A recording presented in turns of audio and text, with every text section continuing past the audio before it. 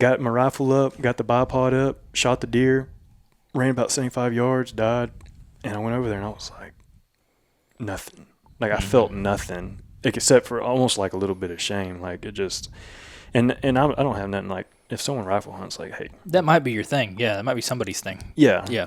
Yeah. But it was not for me. Like, I felt like I cheated the deer, just for me personally. So that was it. I put the rifle down after that, dude. And it's just strictly bow hunting. I want to even playing field. Deer have just as much opportunity as living as I do of killing him, if not more.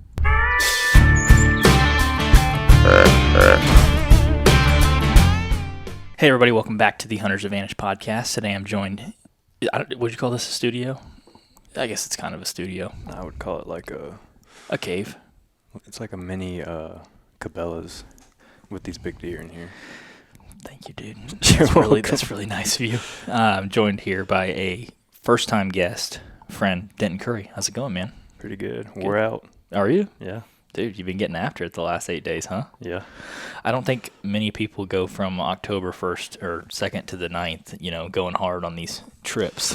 What's up with that? Just trying to get that buck killed before the rut. And then, like I said, he ran off that 4.5-year-old that I call Prince. Mm-hmm.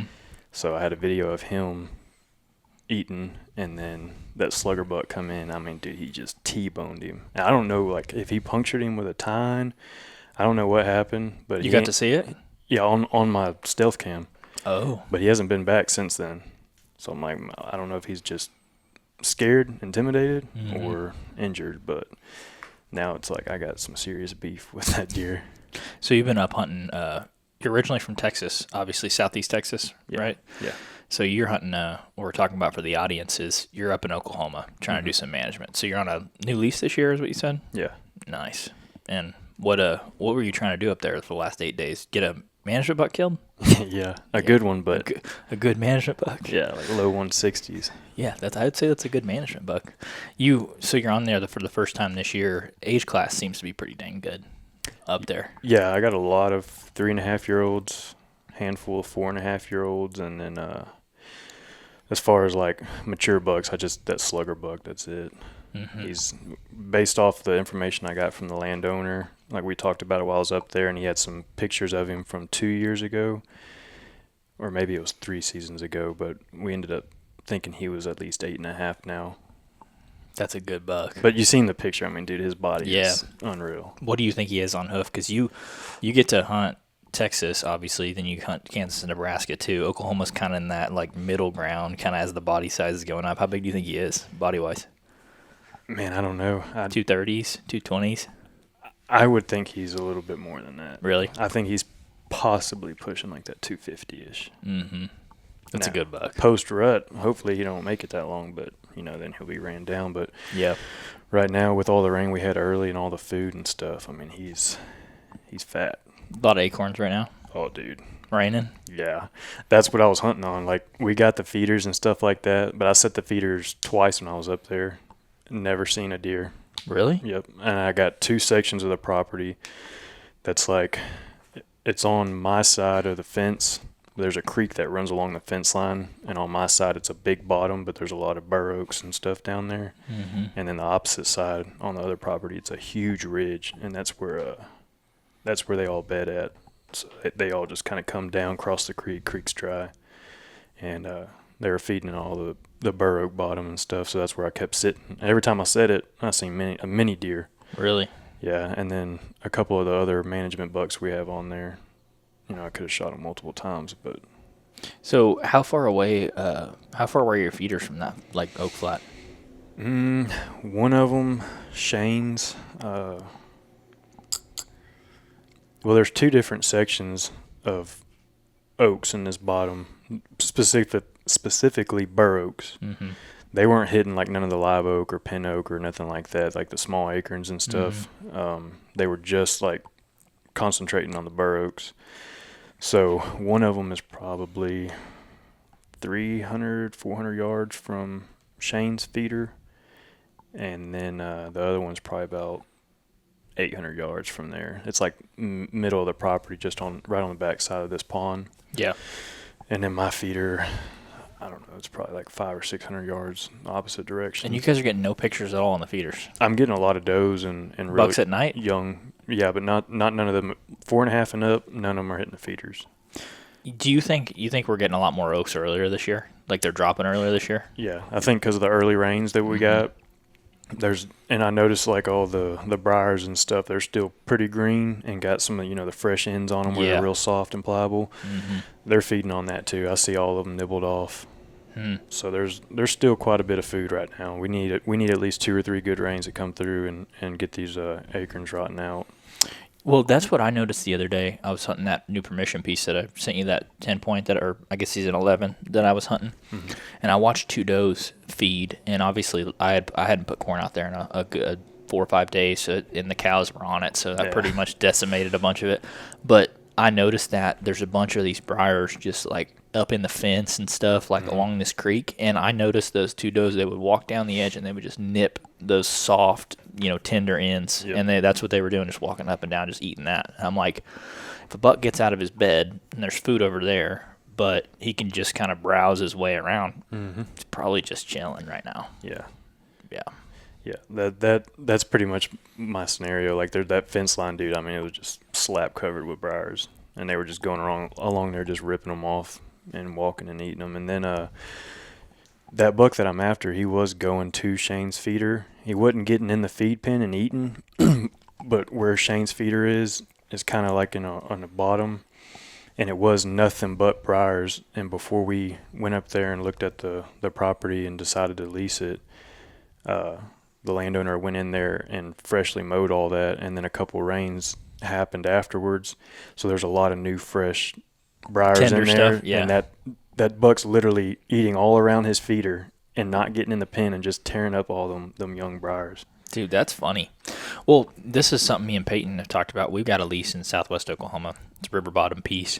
There's really not a bunch of oaks on the property that we're at, but we've noticed this year, like this summer, we're getting no mature bucks hitting like feeders. Like when I have not had a picture in like 2 months. Yeah. But I know they're there because like I saw a few of them in velvet early season on, moving through this middle little ditch that we have that runs to the property. And I'm just like, are all of our deer gone? Because in that area, it's like cotton, right? They're not planting like beans or corn. Like they'll plant winter wheat in like October and stuff. But I'm like, where the frick are all our deer? And then I'm like, I've heard that a lot this year of people being like, no, dude, I'm not getting any bucks on my cameras on feeders this year. No, the deer are there. They're just they're not hitting feeders, and now we're already fixing to be rolling into the second week of October. And I as far as mature bucks, I don't think anybody's going to start seeing them hitting the feeders until after the rut. Late season, your food sources like that, I think they're going to be hot. But we're already, I mean, these bucks are busting these scrapes open, cruising already. We still got a couple weeks before it really starts firing up. We need a few cold fronts. Oh my God. But yeah, I don't see it happening, other than, you got a good doe population and they're hitting the feeders pretty hard. You're going to catch, your mature bucks skirting that, checking for does and whatnot. But so like me, anytime I've ever hunted feeders and stuff, which it's probably been maybe 8 years since I've been on a deer lease. But when I was hunting on leases in my late teens and my early 20s, and I was really starting to learn more about these big mature bucks, because I'd never get them on camera on the feeders or nothing like that, but we'd see them on the property driving around. I'm like, well, they're here. Yeah. Well, I started facing them cameras away from the feeder, and then I would randomly get one kind of like down there. Just peeking. Yeah, just cruising by, looking through there, and I'm like, okay, well, I move it a little further back, and I'd find a trail. Well, then I started getting him often, and then I just kind of backtracked that, and then I ended up killing probably one of the oldest bucks I ever killed. He was probably 7.5. He wasn't a giant, like maybe 120s, but just a old buck, and that was the first big mature old buck I killed. And then that's when I kind of got obsessed with they're different. Yeah, they're different. You ain't gonna sit and them come to you. They're not gonna fall in your lap. We've noticed that too, where like you see even in the summer in like bachelor groups, like you'll get a picture and there's like 3 or 4 bucks, and you can look 30 or 40 yards back and you just see like one head. It's almost like peeking through the grass, and you're like, oh, I caught you, you little mother. Yeah. Like they're just they just operate a little differently. Just like a ghost, dude. You just see their silhouette in the background on them cameras all the time. Yeah, that's so. Do you hang a bunch of cameras in like travel corridors or oak flats or anything this time of the year? Or are you just like, hey, I'm gonna hang my cameras on feeders and stuff, but I'm just gonna know that the deer are still here, even if they're not on camera? Depending on where I'm hunting and when I'm hunting there will dictate where I put my cameras at.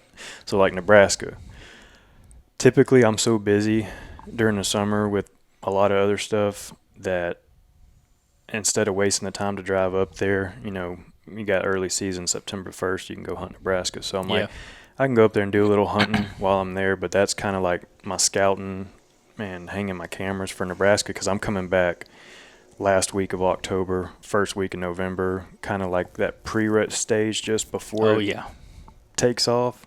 I don't try to get up there during the main rut. I don't care to hunt the main rut, but that pre-rut, that's when I like that cruising time. Yeah, so Nebraska, for instance, I'll go up there September, and what I'm looking for is travel quarters and stuff like that, but doe bedding. I'm trying to find the does because come October, that's where the bucks are going to be. They're going to be cruising those beddings, the downwind side of them, and I always try to pick the tree out. I mean, have everything ready to go, so all I got to do is go up there and hang if the wind's right, and I always get maybe 60 yards off that doe bedding, and then the bucks cruise, cut me off, and do you leave tree stands, or do you just like prep trees and be like, okay, that's a tree, that's a good tree, that's a good tree? Yeah, just drop a pin on them, take a picture of them, drop a pin on Onyx, and that's about it. I don't pre-hang no sets up there. I don't have that many stands anyways. They're expensive now. Dude, yeah, they are. But you run a bunch of cameras over like scrapes and stuff right now. Mock scrapes, yeah. Yeah. Like you don't set any up on like scrapes that are getting tended naturally, or you like, hey, this is a good spot for me, I'm going to throw this mock scrape out? Really, like if I have history with the area and I know when and where the scrapes are, but sometimes, you can find a scrape line 200 yards long and be multiple scrapes, but it might not set up right for the wind. It might not have the right tree. It just depends on the scenario. But that's why I'll go and put my mock scrapes in, because if I need to just get this buck just to do something just a little different, I'll put a mock scrape in and do like right now. I mean, this last week, me and my dad, we've been sharing camera intel and stuff, and we put in 12 mock scrapes and 12 cameras up there in Nebraska, and all of them are getting pounded. Getting smashed. Oh, dude. Like the does, the fawns, the bucks, like crazy. And then now we got some good bucks. They're probably 4.5, but they're mid 160s maybe. We got 2 of them right now. It's a good deer. Just had a new buck show up last night. He looks 3.5. He's got some split G2s, but I don't know. He might be pushing that 150.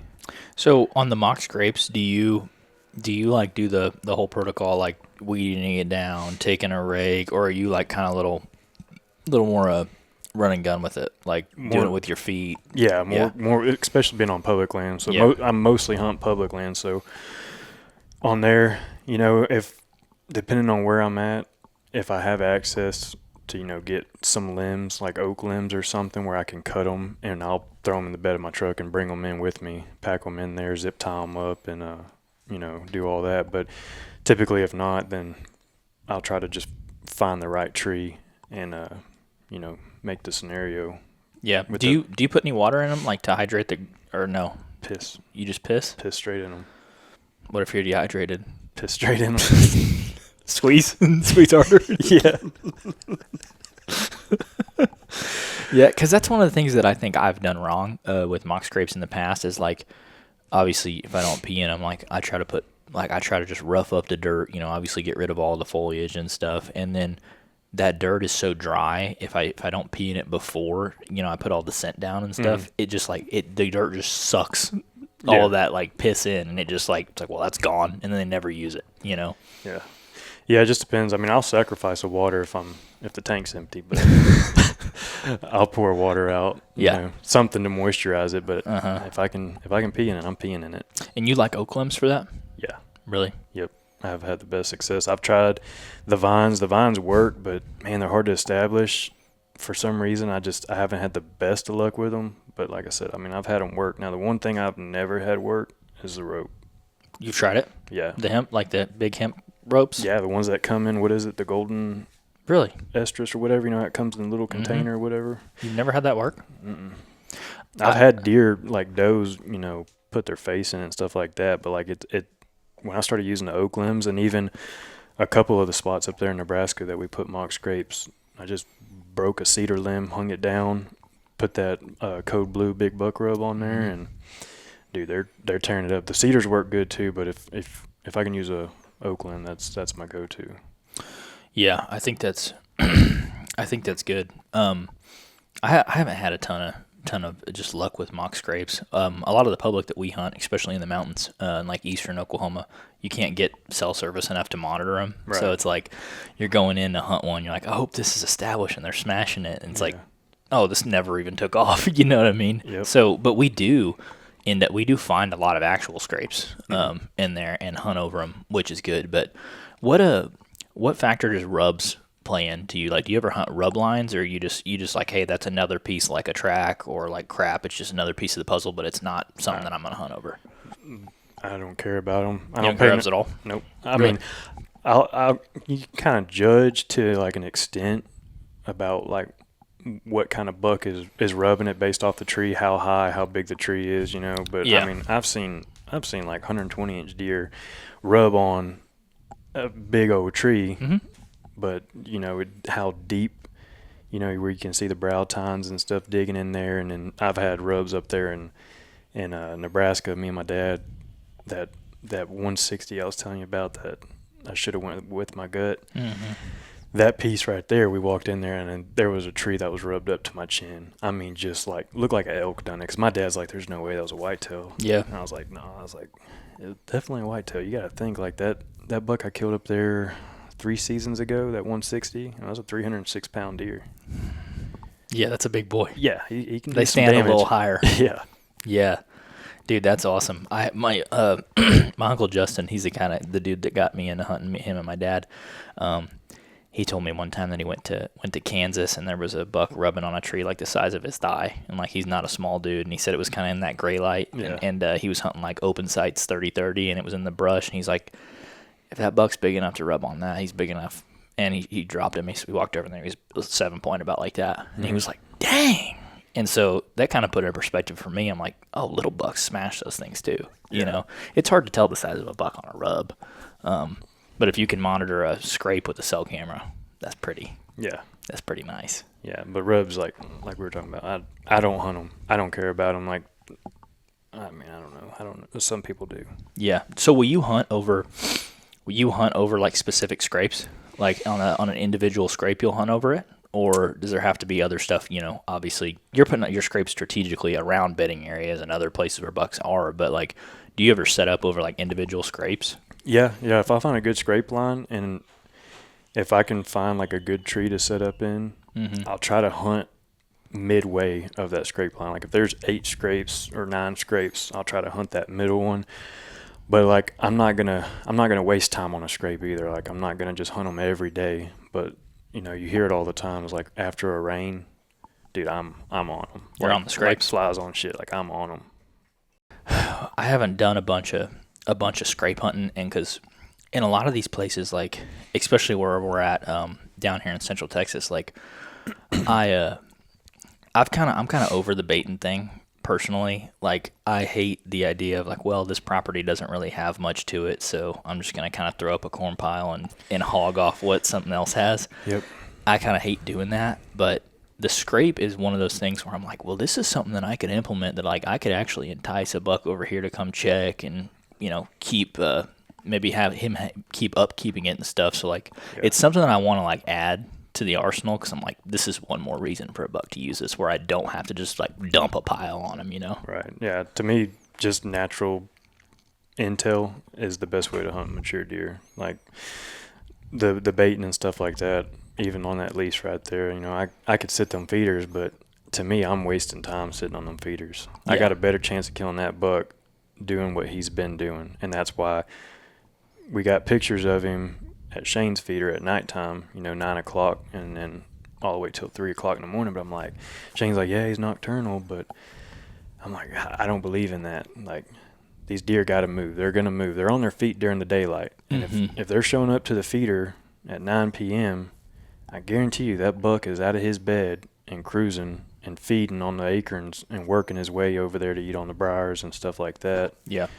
And that's exactly what I did. And the first day, I got there like midday. I went to Shane's feed pen because he knows we got to get this deer out of there before he, Kicks everything runs off. all the young bucks off. And like I was telling Shane too, I was like, we kill him, something else is going to come in and replace him. Something big, Whether dominant. whether it's another mature management deer or just a slammer, Yeah. something will replace him. So started at Shane's feeder, and I knew the two ways that he was coming from, like entering that area on the camera. Well, one of them was right at the fence line, so I'm like, well, that's out of the question. So the other way that he'd come to the feeder from was from our property, kind of down the fence line. So I started following it back, and then that's when I ended up coming back, because we hadn't walked the property or nothing like that, because it was kind of getting late in the summer once we got it. So I was like, let's just get stuff set up, throw cameras, and just get intel. There's no reason to go causing a bunch of chaos in here. These deer haven't been hunted in, I don't know, probably 10 plus years on this property. So I found that bur oak bottom, and I seen all the empty caps everywhere. The leaves were real Those messed up. are those bur oaks bigger? They're pretty big, aren't they? Yeah, they're like almost 3/4 of the way encapsulated. And it kind of has like the tentacle looking stuff on them. Yeah. That's your bur oak acorns, and they're probably a little bit smaller than a golf ball.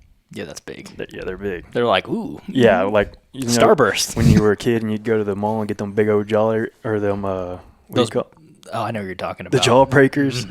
Yeah, that's how those deer are when they're out there eating on them and stuff, rolling them around in their mouth. Oh yeah. Yeah.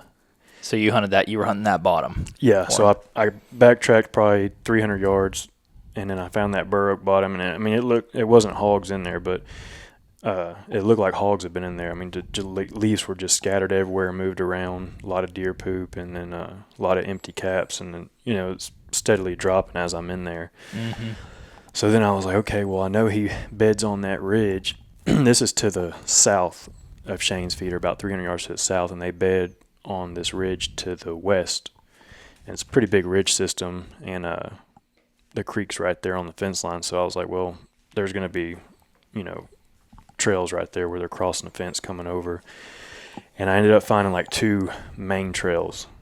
And one of them, the fence was like pretty low, about waist high, which is really low for a deer to have to jump. Mm-hmm. And it was a pretty beat down trail. And then the other one was probably like almost chest high, like just below the nipple. So I was like, yeah, path of least resistance. That's what I always tell myself, when I'm scouting and stuff like that. Deer really are lazy. They're smart, but they're lazy. So I was like, well, I'm going to sit that trail. Like, I'm going to set up to shoot this trail. That's what I'm going to do. And then, which put me at 18-yard shot. But the other trail, I was like right on top of it. But I'm like, man, if they come in under me and cross this creek and come up right under me, my wind is it's not gonna be a factor. It'll blow way over them. So I ended up sitting there, and I think it was like 7:10, and I had these two 4.5-year-olds work out, start feeding all around me, and then after that, I heard a deer snort, like really close to me, and I'd already grabbed my bow because I know that these two, usually when they show up on one of the cameras, these two and then that junior buck. His running mates? Well, they don't run with them, but anytime they step out, within 10 minutes, that junior buck steps out, and he's usually right behind him. So I see them step out, so I'm like grabbing my bow and like I'm watching them and trying to grab my bow at the same time. And then I hear that snort, and I'm just starting to lift off my bow hook, and them bows get pretty heavy pretty quick. Oh, yeah. Straight arm? Yeah. So I'm sitting there like holding it, so I come back down and rest it. Well, then they go to feeding again, so I'm grabbing it, and then I get it out here like this, like at an awkward angle, and then I hear like the leaf step below me. Like they're stepping on the leaves, and I'm like, I don't know how they got in that close without me hearing anything other than that snort. But I'm holding the bow like this and shaking like a leaf, not because of like adrenaline or nothing, just it's heavy. And I look down, and dude, he's right there at like 8 yards on the other side of the fence. And there's one small little tree in the way. And I'm like, he's watching those bucks. Like, he's not aware that I'm there. I'm up in the saddle. And I'm like, man, if I can twist enough and get around, I can probably get a shot on him, but that tree's in the way. So I was like, no, I'm not going to do that. I'm just going to let him jump the fence, let him settle, and then do it. And then he stood there for probably 5 minutes, and it's starting to get dark. And I'm like, oh, man, like, he's right here, like, but the wrong trail. Yeah.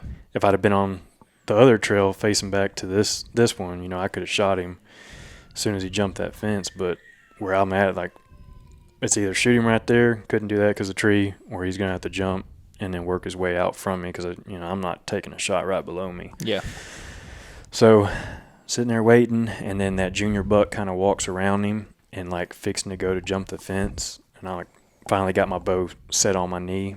And then a hog comes running through that creek bottom. And then it stops, and it's looking at the deer and stuff, and then it let out, like, you know, when them hogs do, like, that loud bark grunt. Mm-hmm. It was a big boar hog. As soon as he done that, man, all the deer just took off. They took off and ran back towards the north, and then these young bucks went out into the pasture, and that was it. And then after that, I went and set up. The wind kind of changed. Did you give the hog the business? Not that one. Okay. It was on the other side of the fence. Okay. Yeah. He deserved it, though. Yeah, I think I know which hog it is, too, because I've only had maybe one or two ever in my life. Did I send you the video of that sucker jumping that fence into the pen? No. Oh, I'll have to show It can you. jump into a feed pen? Yeah, like I take cattle panels and I'll cut them in half to, you know, get a lot extra out of them. Big area. I don't like them deer to feel, you know, claustrophobic. Yeah. So they're probably a little over knee high. But hogs, like, they're not known to jump. So, yeah, he was jumping in my pen for a while, and I think where I cut the cattle panel in half, there was like a little sharp barb sticking up, and I think when he jumped in one day, I think it cut him pretty good because he won't jump back in there. He'll walk around and, like, set his head up on the top of the panel and just sit there. And I'm watching him in the camera. I'm like, okay, I'm waiting for him to jump. He ain't jumped. He's just like, I wish. Yeah. I think he got hurt. But I was like, I liked him jumping in there because all the other hogs that kept him out, you know, he was just in there nibbling on corn. He'd jump right back out, but he was keeping the raccoons out of there because, dude, they were going nuts on my gravity feeder, emptying it in like 3 days. Just sticking up there with their freaking hands. Yeah, just digging it out, big old pile. Have you seen those coonless feeders that came out? Mm-mm. They're like little triangular chutes that, like, come down and, like, they're like smooth so they can't, like, climb it, and it just sits on like one pole in the middle of it, and they can't get up on it. It's kind of interesting. It's gravity feeders. Gotcha. But I don't buy feeders. I buy cheap feeders. Yeah. I don't care. I like the Boss Buck. Yeah. They're so easy to, you know, because you can break them down quick, and depends on which legs you get. They have the legs that's like 3 pieces each, or Yeah. they have like just the 1 piece. Yeah. So you busted him up, or the hog busted him up on that hunt. Did you keep hunting him for the next few days? Mm-hmm. Yep, hunting for 8 days total. But yeah, the wind kind of down in this draw is how the property is. It just, most of the property's down in the bottom of this like long, big ravine, and then just the wind is so weird in there. Like if it says it's a southeast wind, it could be straight south, southeast, straight east. Like it's weird. So once I kind of realized that, because this is the first time I've hunted this property, so I got down in there and the wind was like so like wishy-washy, and I was like, I don't really like this. But if I got out into the pasture more, it was more consistent. Like that draft, it'd pull your wind and it'd pretty much stay consistent. But anytime you get close to the edge, like it just did weird stuff. So I moved probably about 300 yards from there to a pecan bottom, which I mean I don't know if they were eating on them or not, but there was a couple oak trees in there, but just a real good travel area on the backside of this pond. And I'd put a camera there and opted out of not hunting the next morning. Well, I put that camera there that night, didn't hunt the next morning just to kind of like see, and he was there at 8:30 that morning on that camera for like 15 minutes, and I was like, man, I should have hunted. Yeah. But that's pretty much what it was the whole time I was there. So then the next evening, I hunted that spot, had every single buck that I've had on camera come through that pecan bottom. Every single one of them. Even the one that Shane calls slick, that big mainframe 8-point, probably low 140s. And he got me excited for a second because, I mean, a 148, Slammer. that's a framey deer. Yeah. But I'm going to let Shane have him. So had all of them come through except for that slugger buck. And then next morning I hunted it thinking he was going to be there, and had probably 3 or 4 of the bucks come through that morning. And then he was showing up on the camera I had or hunted that first evening where he was right under me. And like that was pretty much the whole entire 8 days I was up there hunting. I was back and forth between the pecan bottom and the bur oak bottom, just back and forth. And every time I was there, he was over there. Zigging, zagging. Yep. I never ran into him again except for one of the mornings. I think it was like morning 5. I watched him come out of a new spot, cross the fence that morning, and he went right back into that spot. So I set up on that evening and nothing. Smart bastard. Yep. That's just how they do it, man. And then whatever day it was, I sent you the picture of the hog. Mm-hmm. I actually seen him. I actually set on just off of Shane's feeder, and I kind of see back up into that ridge where they were coming down out of their bedding and stuff. And I seen that junior buck coming down, and there was another buck, which, I mean, it had to have been him because they're the only two that run together. Like, they're tight. Seen another deer kind of up on the ridge, I guess feeding around and stuff like that. And that junior buck was slowly working his way down. So I thought it was about to happen then, too. And that's when, like, 9 hogs come running in, and I was like, they blew and took off and smoked that one sow. She's no longer with us. No, she's not. Dude, that's fun. Do you sleep in your truck when you're out there? I did for the first 3 nights I did, and then the landowner, he's redoing like a really old, like, I don't know, the house was built probably like early 1900s. He's redoing that house, got it looking real nice, but anyways, he's got air conditioning and all that good stuff in there now, so he let me go upstairs. We went and put a mattress up there. Oh, dude. Which it cost me a morning hunt once Yeah. we did that because I slept pretty good. Yeah. So I was like, yeah, I'm going to stay right here. Dude. I could dream about killing 200-inch deer. So that's going to be your spot when you go up there now? You're going to have a nice spot to stay? Yeah, but I mean, I don't want to intrude on him too much. He's offering it, so, you know. Sure. That's one thing. But I don't want to be disrespectful. Yeah. Yeah. Yeah, I don't want to go in there and suck up all his AC and power and stuff. You know, I'd much rather sleep in the bed of my truck and charge everything up with solar panels like we did in Kodiak. Dude, you've got a nice truck rig. You've kind of outfitted that thing for mobile hunting, huh? Yeah, just about. Dude, that thing's a little wagon. Take Yeah. that everywhere. Do you sleep in it quite a bit in Nebraska and stuff? Mm-hmm. Yeah. I used to have one similar to that. I had a cot and all that stuff in there, and like, yeah, I remember we had that conversation, but it's real important to make sure you seal off everything. Like, I have spray and bed liner, but even then, some of them, they'll crack right there around the wheel well, and just go back through there with like that flex seal, and I seal everything back off, and then get in that bed rug with the tailgate piece that goes on there, and then that'll seal you off.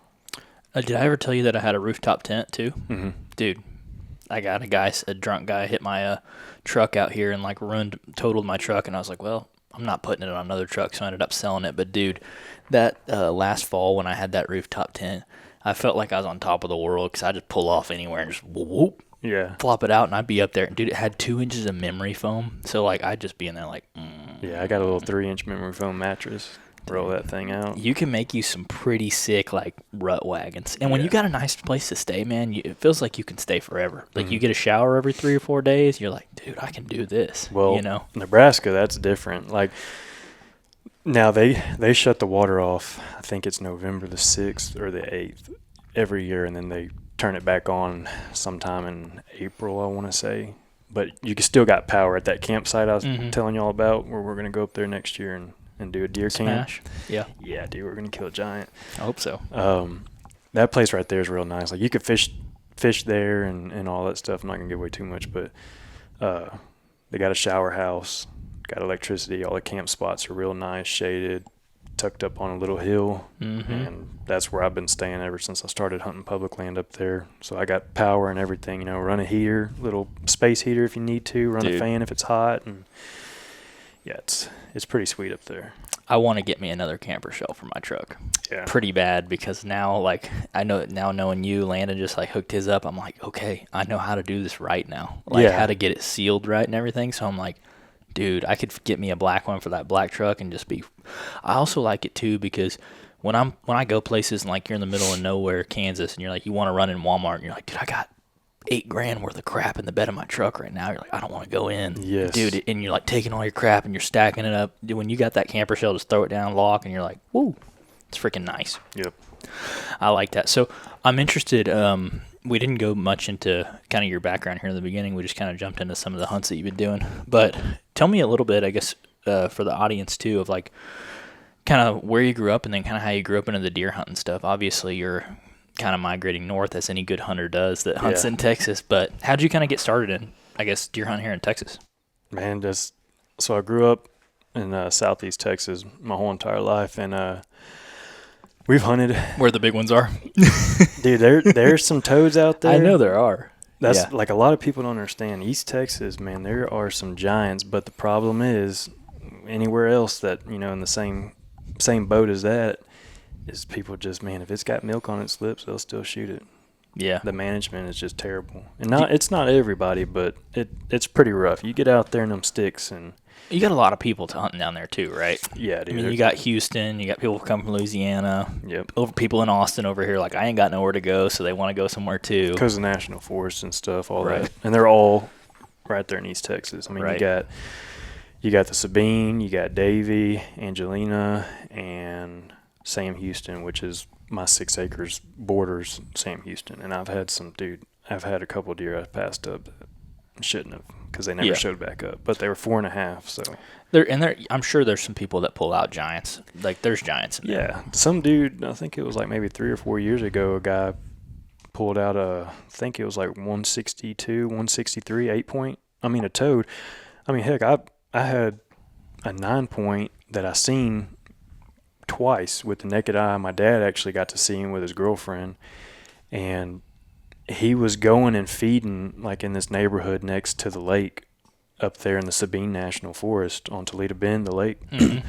He'd feed over like in this neighborhood because he was safe, but he was bedding on this, I mean, just little thin strip of public of the national forest, and it was between 2 pieces of private. I mean, it wasn't a very big area at all, but dude, he was bedding over there. It had a big ridge system on it. It had like a big peninsula that went out towards the lake. Mm-hmm. And I just never spent enough time. I mean, I probably could have had a crack at him. Yeah. But everything I'm hunting is north, and that's way out of the way from me. Yeah. So did you grow up on like hunting leases, hunting family property, or? Yeah, hunting leases. My grandparents always had land, whether it was 10 acres or I think the most they had was 2,200 acres in Mountain Home. But that was the exotic game ranch. So we weren't like hunting it. It was purely all profit for that. Sure.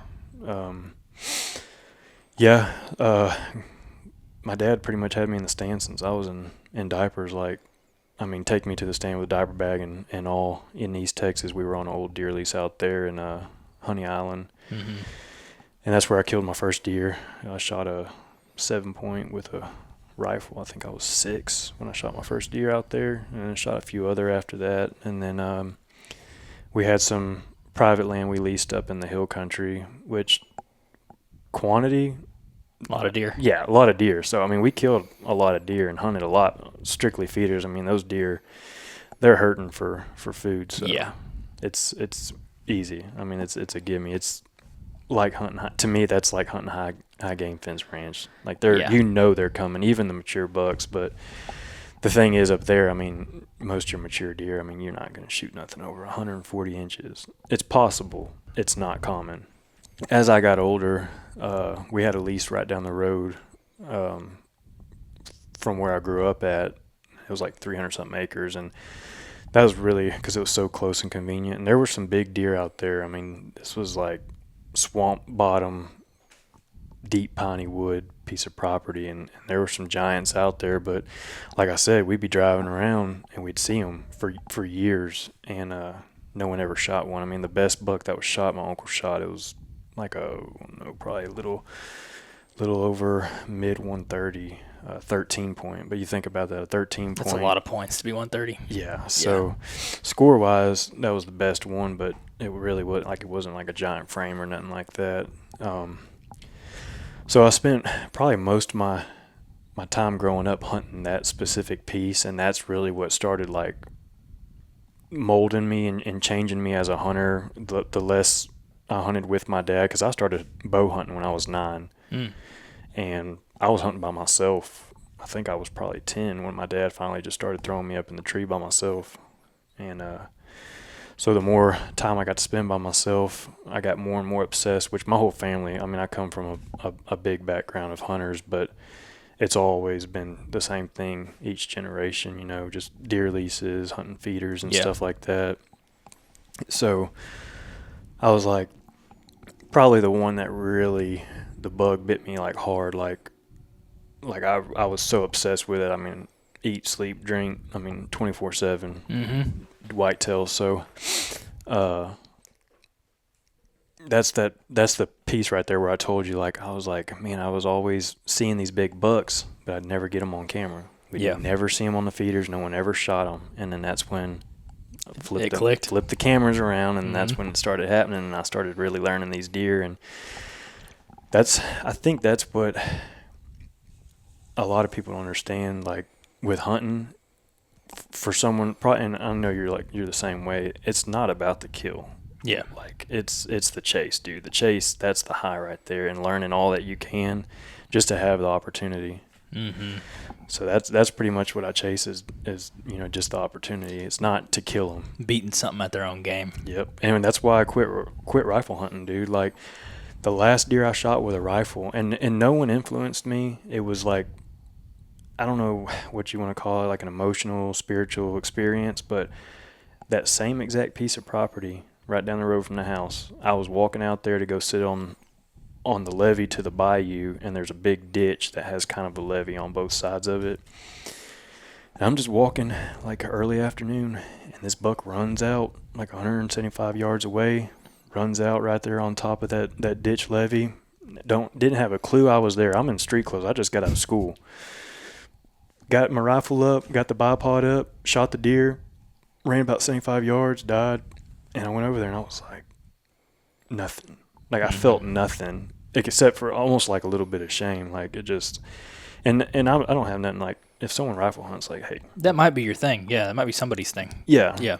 Yeah. But it was not for me. Like, I felt like I cheated the deer, just for me personally. So that was it. I put the rifle down after that, dude. And it's just strictly bow hunting. I want to even playing field. Deer have just as much opportunity as living as I do of killing him, if not more. That was kind of the Texas thing. And obviously, this is the thing. I've lived here in Texas for like, I don't know, 6 years now, something like that. The only issue that I've had where we live, obviously there's giant bucks scattered everywhere, but it's a very like privatized state, and like people are very, very proud of like their land and what they have, and they're not super like, I don't know, into sharing, I guess is a great way to put it. Not unless you got deep pockets. Exactly. And to me, it's like, I didn't want to play that game because I'm like, well, where do I go from here? The bar can only get like so high where I'm at. So eventually you want to raise the bar, and you're going after, like you said, a different caliber of animal with a mature buck. And then not only a mature buck, like you can shoot a mature buck around here that's 5 years old, 120 inches, right? Yeah. When did you want to step up the bar, and like, how did you kind of get involved in the Midwestern stuff? Dude, growing up watching Adam Hayes. Yeah. Dude, he would get me so fired up. And since I was young, I just dreamed about the Midwest, you know, Kansas, Ohio, stuff like that. And yeah, I think it was around my senior year, or maybe the year after I graduated, where I was like, I'm going to save money and I'm going to go hunt Kansas, and I'm going to kill a giant. Yeah. So it was actually 2018. I didn't even know nothing about point systems. Like, I'd never heard of that. The Hunter's Advantage podcast is brought to you by Out on a Limb Manufacturing. I used to be that guy lugging heavy gear down a steep hill after a big buck and regretting it with every single step. But now I use lightweight and dependable gear from Out on a Limb Manufacturing, and it has made a huge difference in my hunting and allows me to get to those hard to reach places. I do a lot of saddle hunting on public land throughout the fall, and a lot of those walks are 1 to 2 miles deep into the mountains. And in those situations, extra weight is not your friend. There's nothing better than walking through the woods and being able to get in any tree that you want. I've been running the Shakar sticks for a long time now, and the Ridge Runner 2.0 platform, and this past year I tried the Flatlander saddle from Out on a Limb as well, and all that gear is extremely lightweight and comfortable. If you want to support a 100% made in America company, go to outonalimbmfg.com and use code HNTA15 for 15% off at checkout. Once again, that is code HNTA15 for 15% off at outonalimbmfg.com. We trust Out on a Limb products for run and gun hunting anywhere in the country, and we hope that you will too. I didn't know nothing about it. Did any of your family hunt like out of state at all? So my dad would go hunt in Colorado and Alabama. He used to go hunt. Some of the older guys that listen might know who they were. Outdoors with TK and Mike. Mm-hmm. And my dad used to hunt with them, and Mark Chestnut, and my uncle would go hunt in Alabama and stuff like that. And then he'd go to Colorado and do some hunting. But that was about it, you know. Yeah. I was way too young to even remember those days. Yeah. I just asked because, like, I remember when we started traveling and hunting, and, like, it never even crossed my mind, like, to go somewhere else. I'm like, you hunt where you're at. Yeah. You know what I mean? Like, we're from here, so we hunt here, right? Yep. And so going other places is kind of like a foreign concept. But anyways, you were saying how you got into it.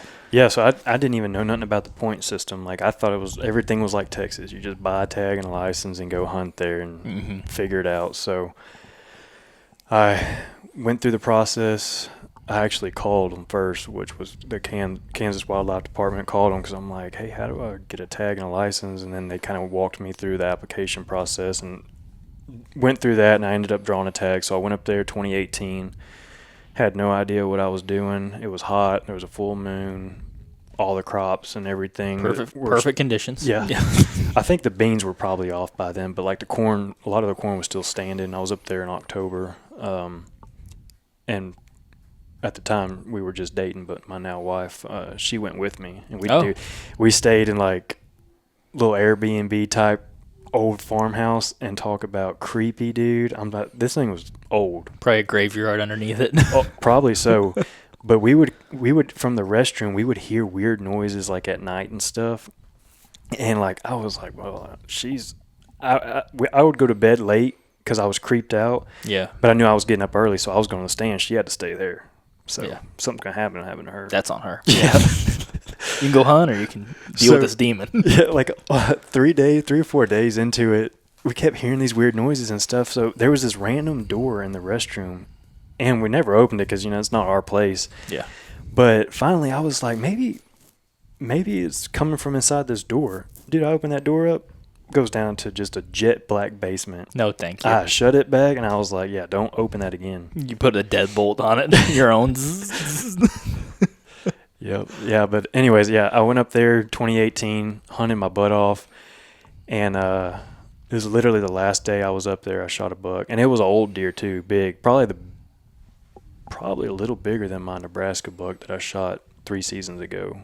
That was 306. I mean, this was a tank body wise, but he had to have been over 9 and a half years old, but he had maybe like 130-inch frame on him, had a split G3, but I think he was on his downhill side or just poor or whatever, I don't know, but massive body. I shot him, and horn-wise, I didn't, my dreams weren't fulfilled just yet, but like I went to Kansas, shot a buck, and then after that I started like really researching into the application process of these states, and then looking into the OTC states like Nebraska, which has kind of changed this year. And I think maybe last year they kind of got into the limiting the permits. Yeah, so they went through the application process versus just over the counter. But even this year, they still had so many leftover tags. Yeah. But yeah, that kind of got me fired up, and then started hunting Kansas every year. I've drawn a tag since 2018, except for 2. What about Nebraska? When did you get plugged into Nebraska? Next year? 4 or 5 years ago. It was the first year I didn't draw a Kansas tag. So I was like, well, what do I do? Well, Nebraska's OTC, so bought that tag, and that's when I really started getting into the public land. Then, I'd never hunted public land. It was always leases and stuff like that. And surprisingly, compared to here, obviously, like you just said earlier, it's a lot easier to get permission up there. Yeah. So that was nice as far as hunting the private stuff up there, but I started like learning about the public land up there, and I was like, man, there's a lot of it between, the walk-in and then WMAs. the WMAs and stuff like that. So I started looking at them, and I don't know, dude.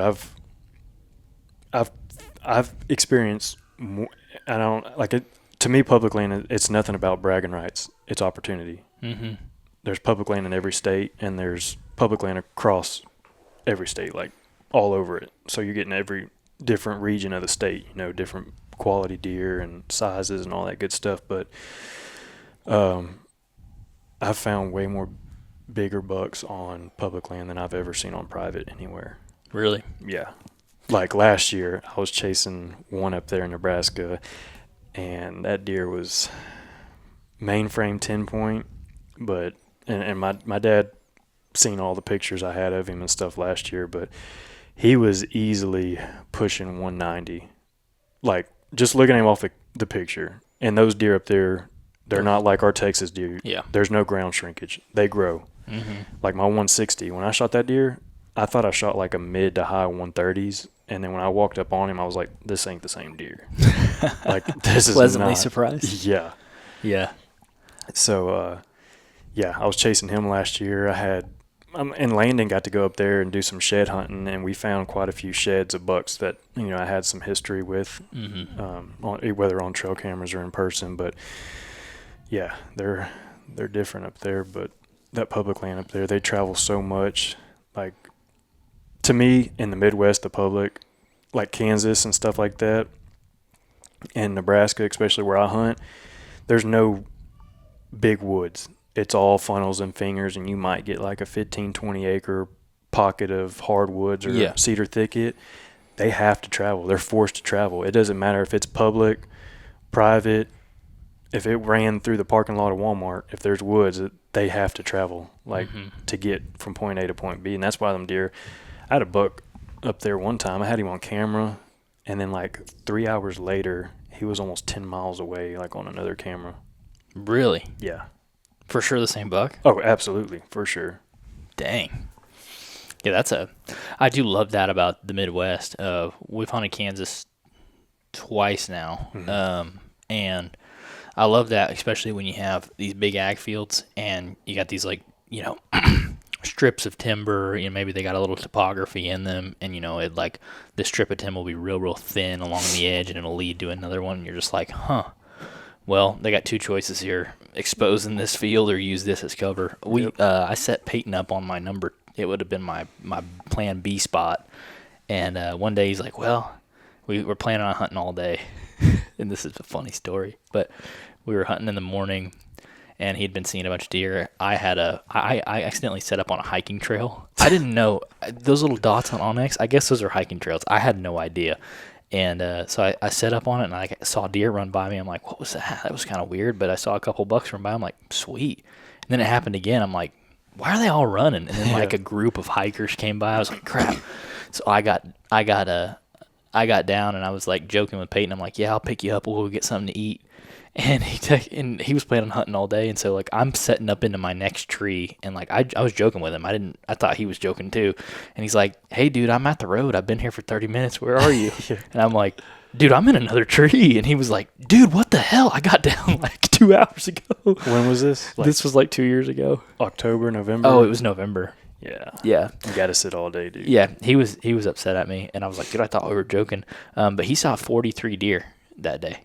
Yeah. And like one of those small funnels along there, and I'm like, dude. That's what I told Landon, because he's going to get to experience the Midwest this year. He's going up there to hunt on all that stuff I got up there in Nebraska, all that public I've been hunting.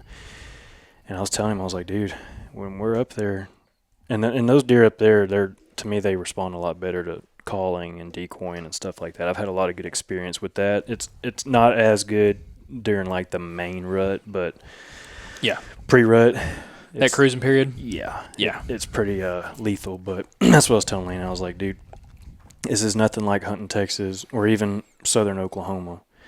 I was like, if you got 4 different fingers of woods that kind of come together funnels that come together into like two, and there's some big pockets of timber, and they're connected by like one narrow strip. I'm like, that's where you want to be, dude. Mm-hmm. Just right there in the waist of it. And you sit there all day, you're gonna see deer. They have to come by you to get from here to here. They have to come by you. Do you use a decoy? Mm-hmm. Really? Sometimes. Even on public? Yep. Do you feel like those deer, because maybe they're not hunted nearly as hard as like maybe deer down here or whatever? Like I say Texas public land, it's kind of like an oxymoron around here. There really isn't even any. Yeah. But do you feel like they actually act like deer because they're not, hunted super hard? Like they respond to calling, like or does it have nothing to do with the hunting pressure? I mean, I'm not sure. I think I would have to say it doesn't have to do with the hunting pressure, because those deer up there in the Midwest, they a lot of people go up there to hunt. A lot of out-of-staters and even the local people, they're hunting, and they're all rattling, they're all calling, doing all that. I think those, I don't know what it is. Maybe they're a little more aggressive, but to me, they're more responsive. Texas, it's weird. I tried rattling in East Texas. I've tried decoying and stuff like that, and I've had deer blow or not even come in at all. Like they don't want nothing to do with it. Like the decoy. Now rattling, it's a hit or miss. Well, that I don't know what decoy you use, but Like I shot cheapest one. the Flambeau. Yeah. Okay. With the spread out legs and the little rack. Yeah, I think so. So I shot that buck over a Flambeau decoy, and he came in like freaking ears back, snort wheezing, and everything else. That was freaking awesome. But that Flambeau decoy, if I was to set it up on like a hill country buck down here, like, dude, it's like twice the size of a hill country buck. I'm like, this thing, he's not going to come challenge us. This is the baddest buck that's ever existed in this area. Like, they need to make like a half-size version for like down here, because I don't think the bucks would respond to it down here. Nope. You might as well put some horns on a weenie dog. Yeah. So have you ever had any Midwestern bucks blow up your decoy, like smash it? No, not yet. Not yet? No, not like you're talking about, like hitting it like a bass on some top water. Yeah. Yeah. None of that Not yet. Now, they've come close to it. I had a video.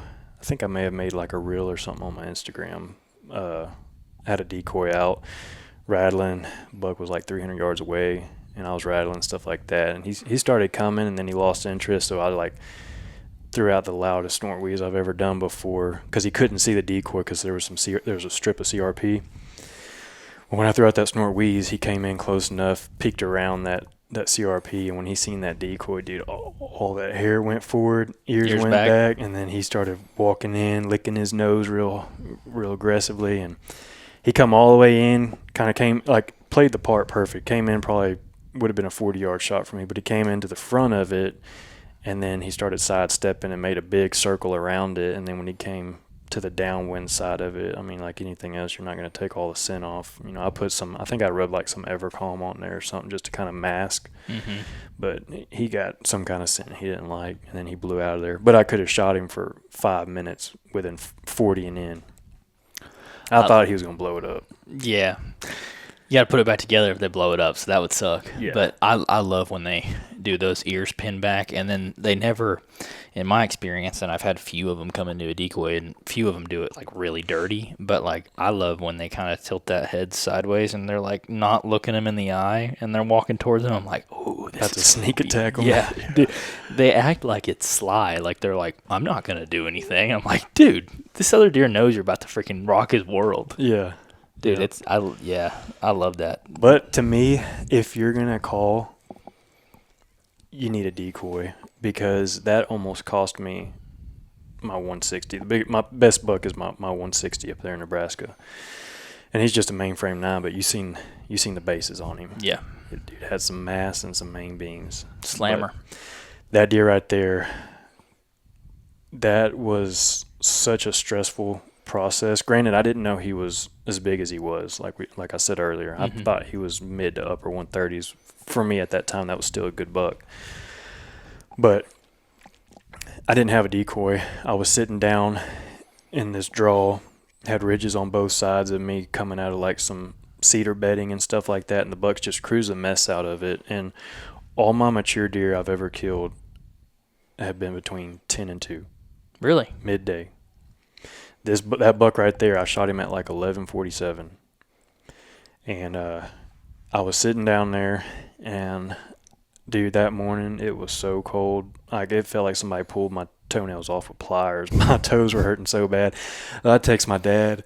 Like when I'm ready to get out, I'm thinking of like the worst thing to tell my dad so he'll pity me to come get me, because when he's sitting all day, and when we're up there, dude, we'll sit sun up to sundown for 10 plus days. That's a lot. He did it for 14 days last year and didn't shoot nothing. Luckily, I got mine on like day 9, all day sits. Yeah, That that's buck a lot. I shot last year. Yeah. Up there. But I'm like sitting there and I'm like, man, I want to go back and get some food and get warm and watch some Family Guy or South Park on my phone or something. Just get all cozy in my sleeping bag. And so I text my dad. I'm like, I forgot my wipes and my toilet paper. I'm like, I really got to go to the restroom. And he's got the truck. He just drops me off. And I'm like, that's not fair. Dude, you have no Let me control. drop you off. So I'm texting him all that. And he's like, 30 more minutes. And I was like, okay. So 30 minutes goes by. And I text him. He's like, just had a deer come through, 30 more minutes. And I'm like, he's not coming. So I'm going to start crying. So I'm like, I'm digging through my bag and stuff, looking for hand warmers to shove in my boots. And then I found a little thing of crackers, and got a little excited. So I'm sitting there. I got the crackers. I set them in the seat on my lock on. And I'm like, well, I'm already checked out. So I'm like, I got my horns there, sitting on the seat too, because I try to stand as much as I can. I wasn't in a saddle in this tree.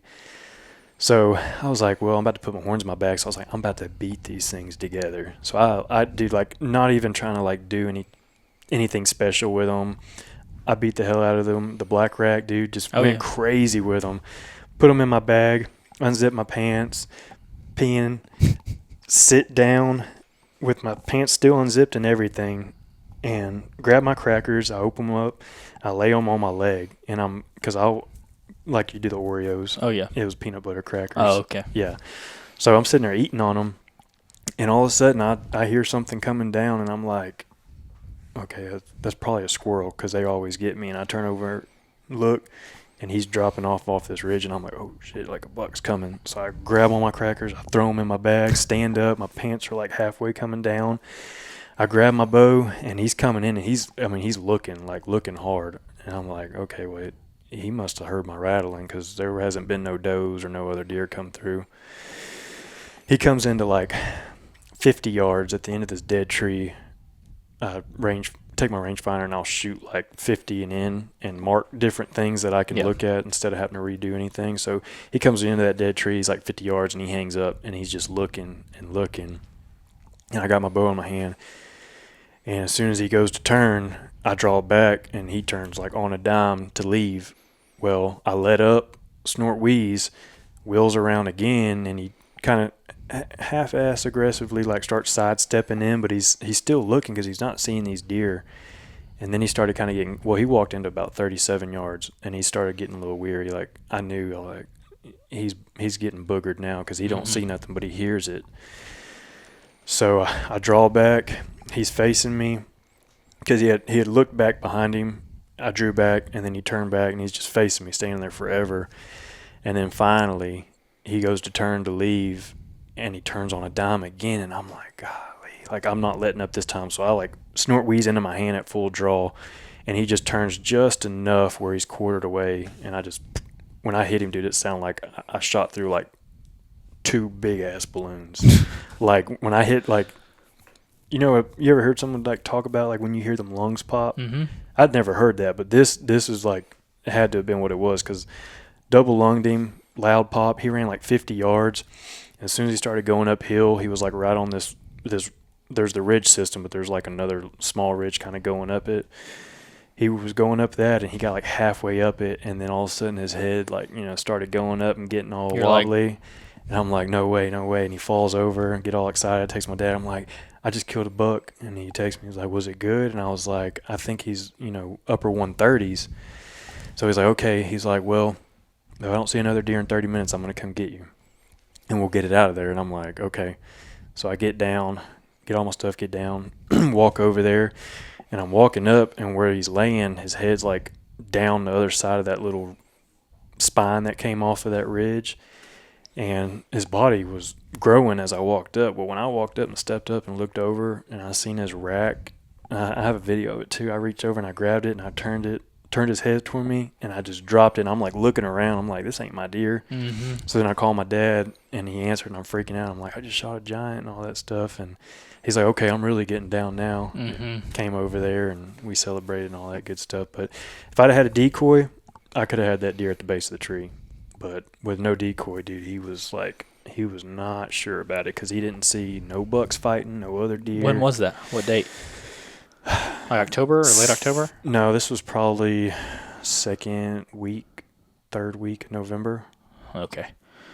Yeah, it's interesting. And I think it's mature animals too, because we had a similar situation happen just a month ago with elk. Like this guy called in, like it was a 7x6 mature bull, and he's hitting the cow calls, bugling, and you see that frame come through, and he's just and about 70, you can just see him stop, and he's going, just doing that. Yeah.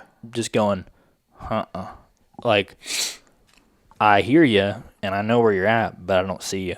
Mm-hmm. And then the guy would bugle again, and you can almost just see the mannerisms in him. He's just like, that's not it. Yeah. Like, I've heard, I've seen too much, and he's like, no. And he turns around and just starts walking away. And we're like, dang. It's crazy, I feel like there's a little bit of grace maybe in the rut, maybe, when they haven't been called at a lot, but they still, even in the most susceptible time of the year, aren't letting their guard down this much. He's like, I'm going to give you a little more, but like, then I'm going to cut this off. Mm-hmm. And you got to think it's worked for them 5, 6, 7, 8 years. Yep. They trust their instinct, and they come in and they're like, So, I mean, that's a cool story of a mature buck. Yeah. So that's why me and my dad, because when I told my dad about it, granted, if I wouldn't have killed that buck, I still would have learned something. And after that, me and my dad started talking about the decoy and stuff. And another guy that was up there hunting, he had a decoy and he wasn't sure about it and didn't really know, a lot about using it. He just had it. Well, I told him, I was like, based off, I've never used them, but based off what I know about them, I was like, this is how you want to set it up with the wind and the posture of it, how it's facing you and whatnot, how you want the buck to, play the card on it. But told him how to set it up pretty much just based off of YouTube videos that I've seen. And he done it because he'd been seeing this same buck for like a few days and could not get him in, tried grunting at him, all that good stuff. First evening he used that decoy, he shot that deer that he'd been seeing for 3 days. And I was like, oh, dude, yeah, we're buying decoys now. Mm-hmm. So my dad actually went and bought him a decoy and me one. And been using them? Yep. Up there in the Midwest, no. Texas, no. I haven't even bought my license for Texas this year. I don't think I'm going to hunt Texas. I got Oklahoma and Nebraska, and I got a preference point in Kansas for next year. I like what you said too. Like, even if I wouldn't have killed him, I would have learned something. Yeah. Because this is something me and Jake talked about even as early as like yesterday. And I think this is what is doing it for me. Because I was trying to explain to Jake like why I was so dissatisfied and like the way that we have to do it on private and why I enjoy hunting the public so much is because like going out, dumping a pile, shooting a buck, it's like I didn't learn anything. You know what I mean? Like, I didn't learn anything about behavior. I didn't learn anything about sign. I didn't learn anything about setup or wind or thermals. And I'm like, if I'm not learning something, I don't feel like I'm doing anything, And you can hunt private the same way you hunt public. Sure. Which is how I'm kind of, this deer lease thing, that's pretty much what I'm doing. I think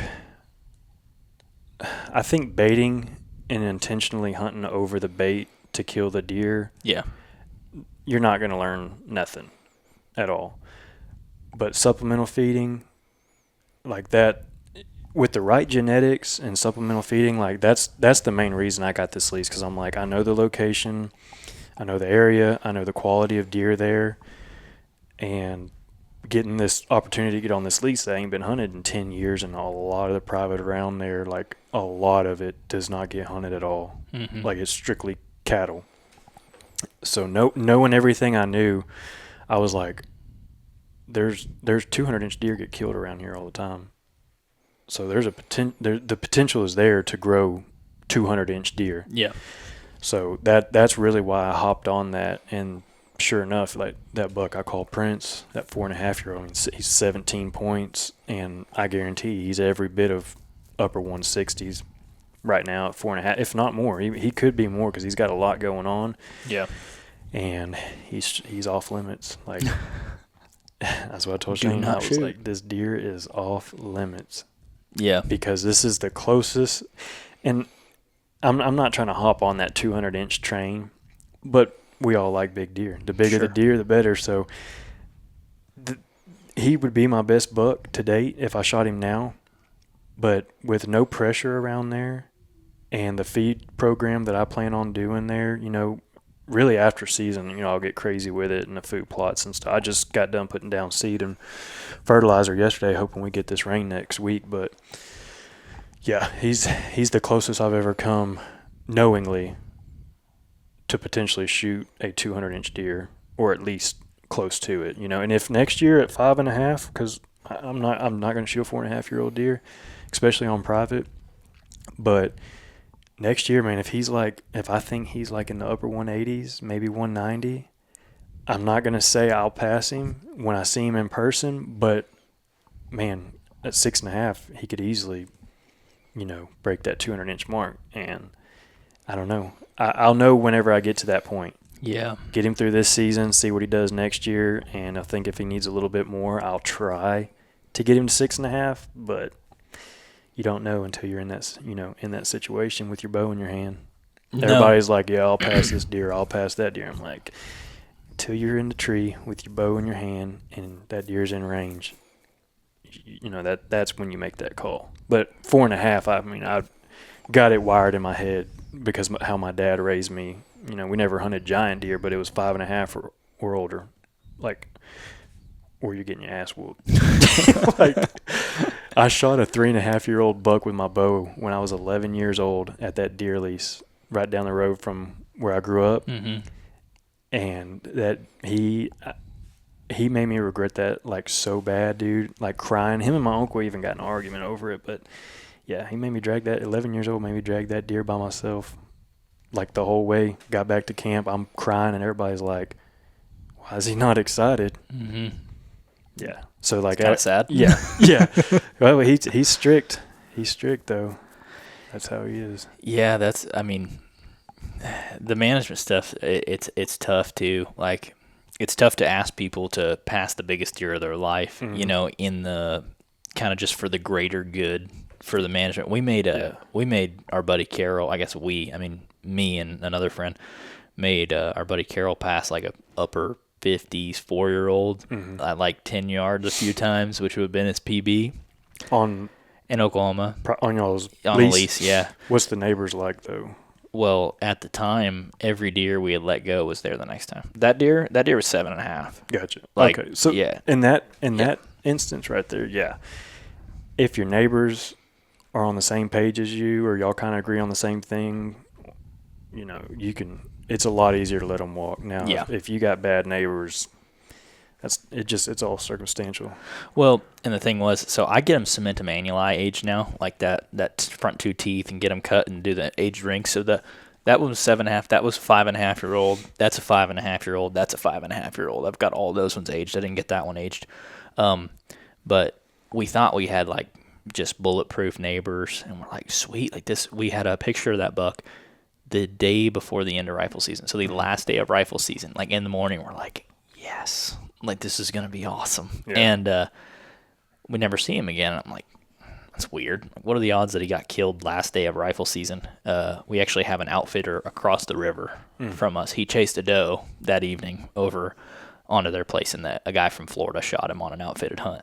And I was just like, Well, you can't blame the guy from oh, Florida. I'm not blaming the guy from Florida. Florida don't have big deer. No, I'm not blaming the guy from Florida, but Carol was like, dude, if he would have got to 5.5, and like, to us, that was our 200-inch deer. That was our 180-inch deer. We're like, dude, Right. He's got inside flyer tines. He's non-typical. He's got kickers, a 5-inch kicker coming off the base. I'm like, man.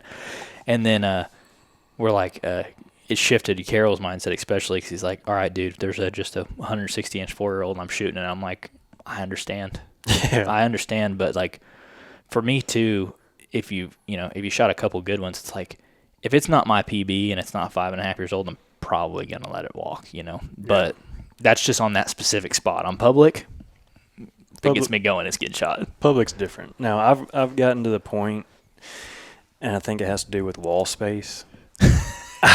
Even on public, I'm probably not shooting nothing under 150 inches unless it's just really unique.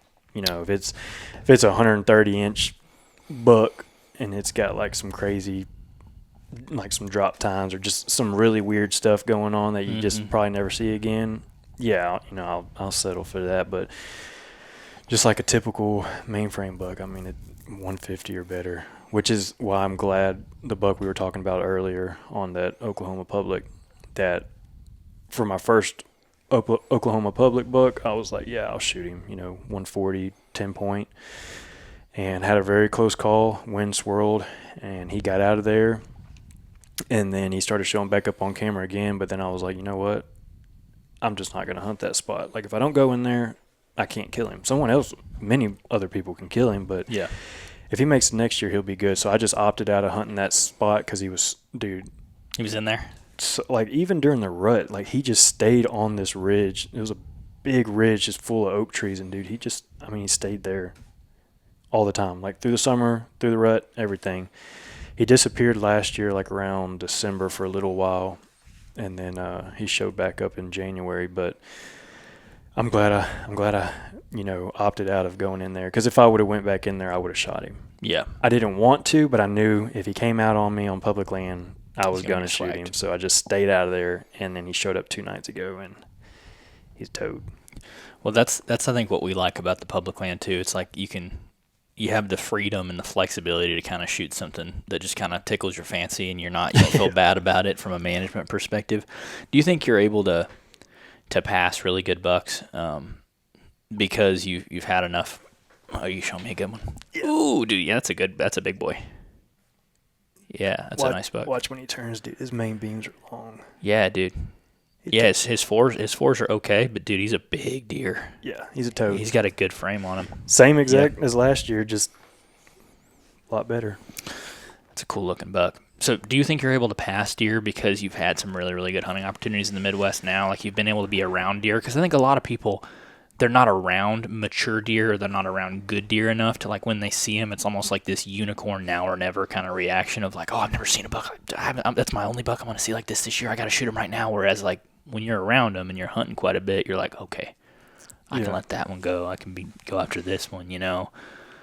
Yeah, pretty much. I mean, the way I think about it is anytime I step foot in the woods to hunt, no matter what state it is or anything, I have the potential of shooting my biggest deer. You know, whether it be 180, 200, or Boone and Crockett, 170. Mm-hmm. I just keep that mindset. So it's like, why would I shoot if a 130 or 140 inch deer walks in? Why would I shoot that if 10 yards behind him was a 180? Yeah. You could ruin it by doing that. So I think if I didn't have some 140s, 150s, and then my 160 on the wall, if I didn't have those deer on the wall, it'd be a little bit different. But, since I've gotten them, I don't want to keep shooting the same deer. Like, I look from when I was 6 years old till I was about 18, all the bucks that I have on the wall, whether it be shoulder mount or I got 20, 30 European mounts, they all look the same. It's like, why add to that? Why? Like, I don't know.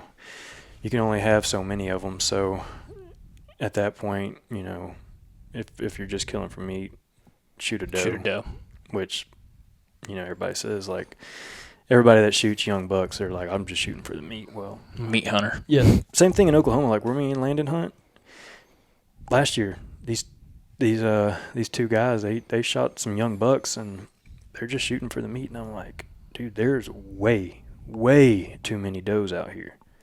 And they're big. Like, dude, me and Landon were just talking about it the other day. I got a doe that's showing up on my camera up there in Oklahoma on that public, and she's like, every day she's on my camera. Every time she walks into that camera, if her head is like, because like when you click into the app, it only shows a small frame of the image, and then when you click on it, it shows the whole thing.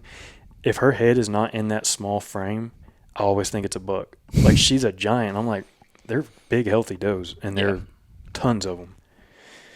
But so you're okay. Like, it's tough to to continually raise the bar, right? Because like I don't know what the stat was, but I heard it on some clip one time, and I think it was the Hunter podcast guys, but somebody was on there talking about Pope and Youngs, and they were like, dude, 80% of people will never kill a deer that's over 125 with their bow. And I'm like, Really? yeah, that's crazy. I don't know if that's true or not, but like when you're raising that bar up, like, are you okay with going without? Yeah. You are. Yeah. You've kind of got to that point. Yeah, I didn't shoot a buck in Oklahoma last year. I didn't shoot a buck in Nebraska last year. I got my 2 Texas bucks, and then I got my Kansas buck last year. Or no, I shot 3 in Texas. I filled all 3 of my Texas tags. Ooh. Well, 2 were management. I shot my first decent East Texas buck last year on my uncle's little 14 acres. It's right next to some public, and then some timber company land they cleared off, so there's a lot of good browse out there. Yeah. And his property was just like a little funnel back and forth through it. But yeah, I went without, and the tags got expensive in Oklahoma. But you know, I'm not gonna shoot something just because I paid $716 for the tags. You know, I'm paying for the opportunity, not for the kill. Well, that's it's like Kansas, you know, $600 tag soup's expensive soup, but if you got a goal, you got to stick to it. Like if you can't compromise if you want to raise the bar. Yeah. I don't know, man. Like I don't know if I'm quite there yet. Like if a 5.5-year-old 140 came out, or 6-year-old 140 came out to lease, it'd be like, God, really hard not to shoot that deer. Like that's a mature buck, you know. But if he's patternable, I'd probably try to put somebody on him that hasn't got to that point something yet. like that. Yeah, that's probably what I would do. They get me excited. I mean, that 8-point that Shane wants to kill. Dude, when he stepped out, I was like, well, Shane, you know, I've only known you for like 3 years. So, but no, I seen that deer, got me excited, and I was like, man, when he came all the way in, he got 30 yards, and I was like, that's a big 8-point. Way bigger than any 8-point I've ever killed. But yeah.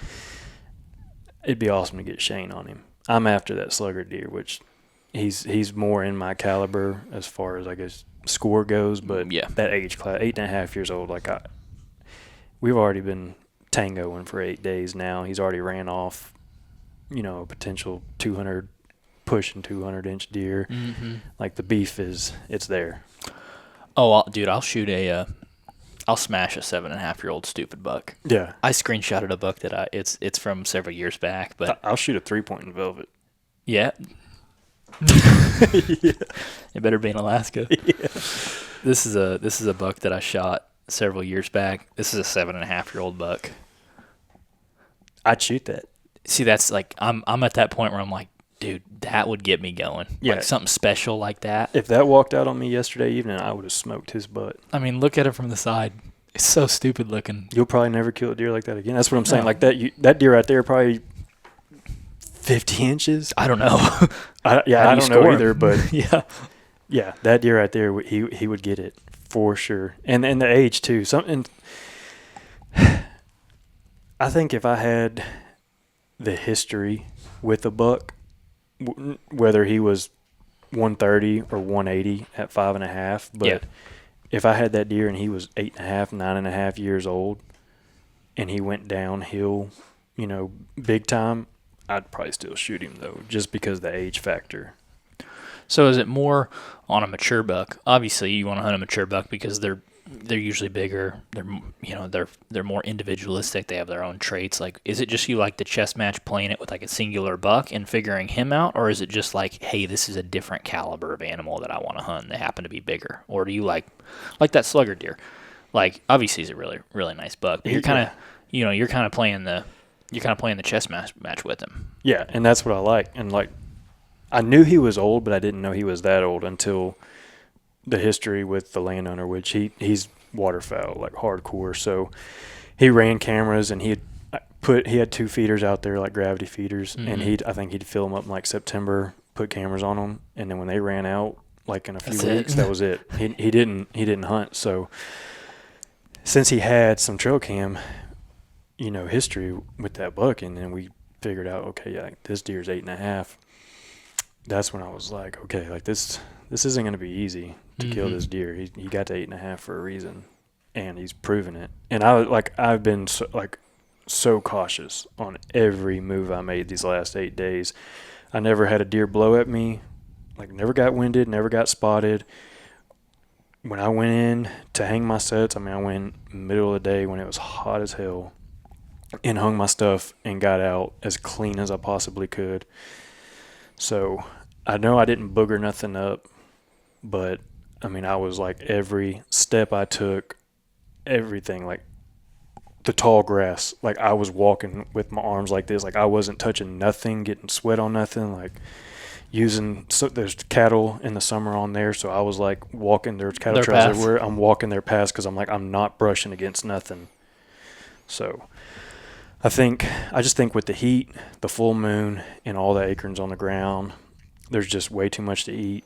They don't got to get far out of bed, but they're still getting out of their bedroom and moving. They're just waiting until it's cooler. And I don't blame them, dude. It was brutal during the day, like setting up my stands and stuff. So Jake was telling me, he's like, dude, yeah, it's like, highs of like upper 70s up here right now. And I'm like, dude, it's 93 degrees where I'm at right now. Like where's he at? He's in Veneta, northeast Oklahoma. Okay. Was that during the day? Yeah, like they're like upper 70s. Now he's 8.5 hours north of here. He's a ways up there. Because I'm like somewhere around an hour south-ish of Oklahoma City. Yeah. Yeah, so he's up there like another 3 hours. But he was getting that kind of weather, and I'm like, dude, 95% of the day here is like unbearably hot. Mm-hmm. Like if I'm a buck, I'm like, dude, okay, 10 minutes of daylight, let's get up and let's roll. And then how much are you going to move during that period, right? So kind of makes it tough right now. But so the plan this year is to or I wanted to ask you too. I've kind of been looking at this stuff on social media, and I've seen some funny posts about it now. What are your thoughts on scent control? You want like the real answer, the truth? Yeah. I don't think it matters. I think if you go to Walmart or Academy and you buy whatever is on the shelf, you don't got to play the wind. Shut up. Yeah. Whatever's on the shelf. Yeah, whatever's on the shelf. You're really keeping your sponsorship options wide open right there. Nah, dude. Like I was saying earlier, about the decoy. Mm-hmm. You can mask to an extent, but you're never, ever going to eliminate it. And some of the best hunters out there and the big buck killers, like the DeQuistos, like Cody, dude. Like I listen to a lot of stuff he said. Really like I'm not riding his what, but dude, he's smart and he's legit. Like I don't hunt high no more. Like I don't waste the time and the energy to get 20, 25 foot up in a tree. 2 sticks, that's all I'm carrying. If whatever them 2 sticks get me, that's it. That's where I'm at. That's where I'm at. Yeah, I'm 6 foot tall, dude, so I just add 6 foot to wherever I'm at. Yeah, well, I'm not. I'm 5'8". What, 6'4", 8, 6'8", I think. Yes. 5'8", so these legs don't get stretched out very far when I'm putting them sticks up. They're tight. But yeah, dude, like I used to do all that. I'd buy Dead Downwind, I'd buy Scent Away, I'd buy all that stuff. And this was when I was in my teens and didn't know no better, and it was kind of practice amongst my family. I had Scent Away toothpaste. Toothpaste? Dude, the whole 9 yards. I don't know if they got any more back in the day. They did. I think it was Scent Away. Had a toothpaste. But, yeah, did all that stuff. Deer still blow at you. Yeah. Every single time. So, like, now I'm like, if my buck is there every single morning and evening, the target buck that I'm after, and he's on a pattern in daylight, like clockwork, and the wind's wrong, not going in. It's what it is. Yep, it is what it is, because when the wind's right, I'm going to go in there and kill him. If I try to go in there when the wind's wrong, I probably won't even see him, but he's going to know I'm there, and he ain't coming back. Not for a while. The Hunter's Advantage podcast is brought to you by Numa Outdoors. Growing up, I remember waddling around the woods looking like the Michelin Man and still freezing my butt off. But thanks to Numa Outdoors, those days are over. It's not just about staying warm. When I go out hunting, I need to know that I have gear for every single thing the woods might throw at me, whether it's heat or rain or cold. Numa Outdoors offers quality gear for every pursuit. If you're looking for quality garments backed by a lifetime warranty, make sure to go to NumaOutdoors.com and use code HA20 for 20% off at checkout. Whether we're chasing whitetails here in the south or we're headed out west to get after some bugling bulls, we trust Numa Outdoors, and we hope you will too. I don't think it takes many of those times for them to just be like, okay, cool, I don't live here anymore. Yep. You I know? mean, dude, I had it happen in Kansas a couple times, like on some slammers, like it's a really big deer. I don't know what they would have scored, but giants, because those deer, I mean, early it was hard for me to really judge those deer because the bodies on them takes away from the horns. But shampoo, body, spray down, lather in it, deodorant, everything. And Wash the clothes in it. everything, dude. The sent away wafers in my bag, and I wash my clothes with sent away wash, just so it's not getting like any other smell, or like it gets if I sweat in them or whatever, it gets my odor out of there. Air dry them, and that's it. And then like when I'm hunting, I'm not sitting there just spraying sent away and all this other crap on there. When I'm hunting, when I take my clothes off, dude, I'll go hang them like in a cedar tree or something like that and just let them air out. I just air them out. Yeah. If you kind of take that factor out of it where you're like, okay, you just assume they can absolutely smell me at all times. I think it changes the way that you hunt. It changes the access. It changes the way you're looking at thermals, all that sort of stuff. So I think just not using it as a crutch just makes you think of it through it a little more. Yep. So what? You said you're going to do Kansas this year. Next year. Or next year. You're doing Nebraska this year. Texas, Oklahoma. Probably not Texas. Come on, Texas. That place down the road from here. Where You told me you're putting on me on coal bucks. So you're definitely doing Texas. Come on. Dude, I could still take you out there, shoot coal bucks and does and stuff like that. My brother's got a bunch on camera, but just nothing I want. Yeah. Yeah. I mean, that buck I shot last year out there with the split G2s, that's my best Texas buck, and he's got some that are probably close to that, and they're mature deer, but no, it'd have to take something crazy. Slammer. Yeah, I'm not even buying my license, like unless one shows up, and then I'll buy it. The north winds are calling. They are Heading north, baby. They're tugging on The me, life dude. of a Texas hunter. Yeah, Dude, I bet the Oklahomans, Kansas, Nebraska people are like, I'm sick of seeing these Texas plates. Dude, I hear it all the time, too, when I'm up there, like, freaking Texans. I'm like, dude, you got to give them a little grace. They don't got nothing down here. I think there's two scenarios there, because you got your Texans that hunt like, the typical Texas, the way like the guys in the Midwest and Northeast kind of see Texas guys, high game fences, big ranches, shoot anything and everything, sitting box blinds with ACs, which is very common. Yeah, got the damn college football game on. And that's a big turnoff to those guys up there, because they see big deer and they see them often. So they got a little bit more respect and standards for the deer compared to us, I would say, as a whole. But Texas, I mean, we got some diehards, and including myself. Like I consider myself one. And when I go up there, I'm sure people, it puts a bad taste in their mouth. But usually, if I go out of my way to talk to somebody at a trailhead or share some information, if we're hunting the same area, I can kind of see where they're like not, fond of me. But by the time the conversation's over, Like, you're like me. yeah, they're like, Southern. because I'll let them know, like, the odds of me killing a deer are very slim, because if I don't see what I want, I'll go home empty-handed. Mm-hmm. I don't have to kill.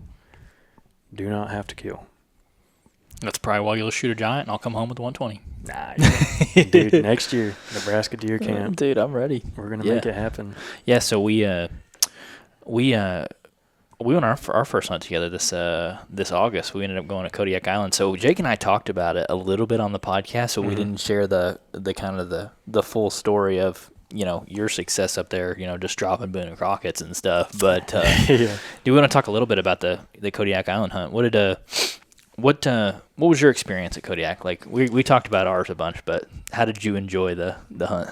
Oh, dude, just the whole experience. One, the fly. I mean, from the time we flew out of Austin, it was all a lot for me. That's the longest flight I've ever been on, and prior to that, I've only been on 3 3 flights. Yeah. I flew to Florida and back, and then I drove to California and then flew back, and that's it. Oh, and then the skydiving. Yeah, there you go. That's a flight. I remember that was in the video. You Mhm. put that. Dang right.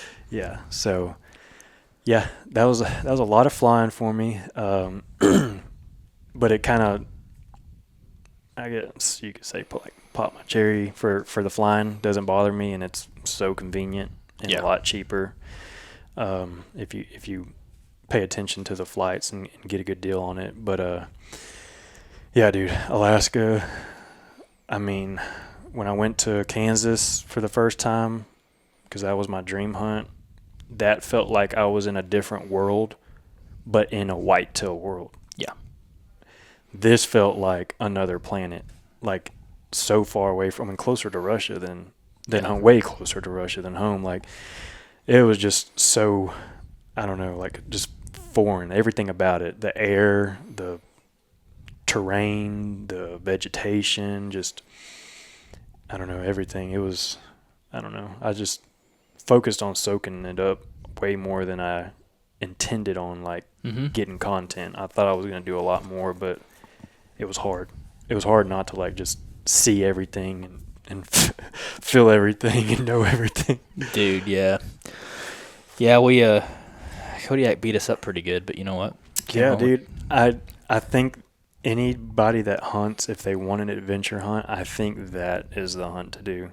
Yeah. Like, that's the hunt of a lifetime, because that's not one.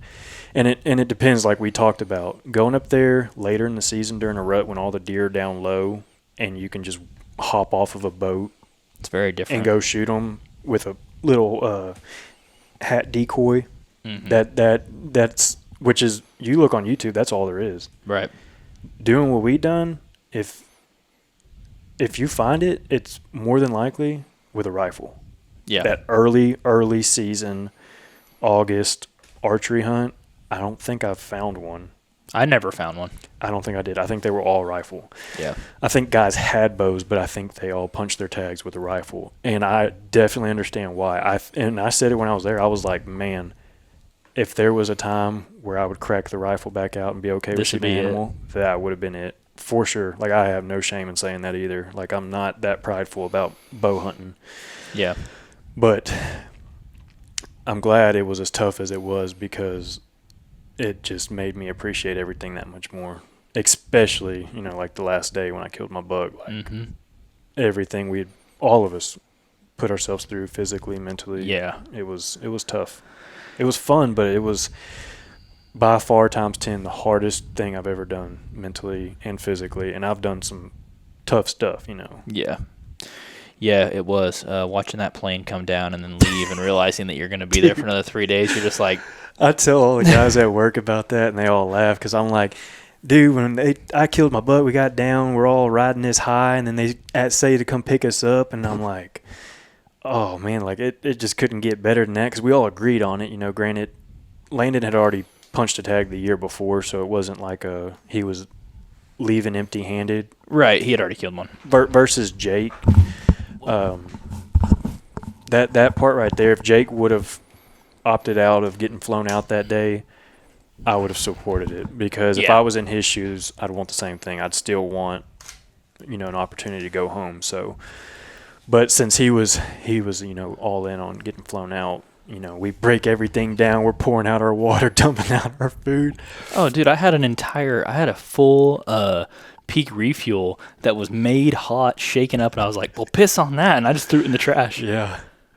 Yeah, dude, we got a little too excited. We packed up, took everything to the edge of the water, heard the plane coming in, and we're hooping and hollering, celebrating, popping confetti and everything, dude. And I think it was me and Jake, we were watching, dude. He gets 20 foot above the water, and then that wind gust through there that one time kind of rocked him. He pulled up, and I'm like, okay, well, maybe he's just going to try again. And Jake's like, yeah, I think he's just going to try again. He's going to make a 180 and come back and try again. And when he went through that valley and came back and left, like when he was flying away, we were like, okay, well, we don't know this dude on a personal level, so there's no way he's pranking us. Yeah, he gone. Yeah, he was gone. Yeah. Whenever he flew over and we all just shut up. It was silent. We're like, okay. Yeah. Like, what the heck do we do now? Yeah, that sucked. I mean, walk me through the kind of the emotions of shooting that buck. Like, obviously, we put it in the video a little bit. You know, it was filmed through a spotting scope and an iPhone, like kind of unstable, so it was kind of far away. But it's a pretty unique, awesome experience, though. You know, stalking up on a buck, snapping a twig, watching him stand up, dropping him. Like, that's your first non-whitetail hunt too, right? Like your first big game for So what were you? What was that experience like for you? Like, Oh man, I don't know, because so I think I went on 3 or 4 stalks, leading up to that. Obviously, the first day with that giant, Landon went in after him, but then after that, went on a few failed stalks, and then me and Landon went to the top of that mountain behind camp where y'all stayed the second time when y'all spike camped, and then we ended up getting up there, seeing a 5-point and then 2 forkies. I went all the way around and started putting a stalking on them, and I started running out of terrain. I was like in a little knoll, like pretty much like a slide, and it just got shallower and shallower, and I got all the way into like 100 yards. And on top of that, Landon hit me with right before we went over there. He had said he'd seen I guess a big boar, brown bear that was like over by the other stream on the other side of that, and it looked like he was working our way, so be quick. And I'm like, don't put that on me. I don't even want to be. I don't want to go now. So like the whole time I'm thinking about that, because I'm like, I'm going where he said the bear is coming. Like I'm like, watch me get all the way over there to these deer, and then he crest up over that first knob, and like, because there was bear poop up there. Like, did y'all see it? Yeah, I think so. Big old mounds up there, and I'm like, man. Well, he's got the 10 millimeter with 17 rounds or whatever it is in it, so I liked us being close. Yeah, together. So, yeah. Anyways, the stalking up, I ran out of terrain. Deer kind of shifted a little bit, and he caught me, and then they kind of dove off over the edge, and I went after them and ended up spooking them up towards Landon, which he was set up in a saddle, and they were beelining to it. Well, by the time he saw them and they were coming up, I think they got a glimpse of him and started side hilling, but they were like at 30 yards. I don't remember if he flung an arrow at them or not. I don't think so, maybe. But anyways, that was a failed stalk. It was late in the evening, and we knew there was some other bucks in that bowl. But, like, unlike y'all, me and Landon just kept going up the mountains and back down the mountains when we should have been spiking out instead of just using all that energy. But we were like, man, we just stay up here and glass it in the morning. So he had a tarp in his backpack. So there was, like, that ledge right there with that rock up there towards the peak, and I dug so many rocks out of there and made like a little cubby. We ended up seeing it. Yeah, so then he pulled his tarp over it, used the trekking poles, put the rocks on the back side of the tarp, and we slept under there. And luckily we did have our sleeping pads with us, so we aired them up and we put them down, and we sat on them and started sliding. Dude, we were fixing to go for a ride of a life. Yeah. Like, I was going to get to see the whole thing. That would have been bad. So we deflated them and laid on them, and it was rough because there were still rocks under us. No sleeping bag? Yeah, we had our sleeping bags too. That's nice. Sleeping bags and our pads and the tarp. That was it. That was all we had to sleep in. Luckily, the wind was coming from the other side, so it was blowing right over the top of us. That's nice. But it was a rough night of sleep. I think we only slept like maybe 2 hours, but watching that moon come up there, it's not, I don't know, it's not the same moon as here, because that thing was ginormous and bright. Like, you could almost with the naked eye see the craters in it. And then the fog coming out of the other bowls and stuff, it looked like just water pouring out over them, like waterfalls. It was nice. I got videos and stuff of that. But got up next morning and crested over the ridge, and then I seen another buck, went on a stalk, had him at 80 yards, but I was eye level with him, and he was facing away, and I was like, I'm not going to just throw an arrow at him just to get one in him and shoot him in the butt. It's not the place you want to be tracking one either. No, and it ain't right. Yeah. Ethically, it's not right. So I let him go.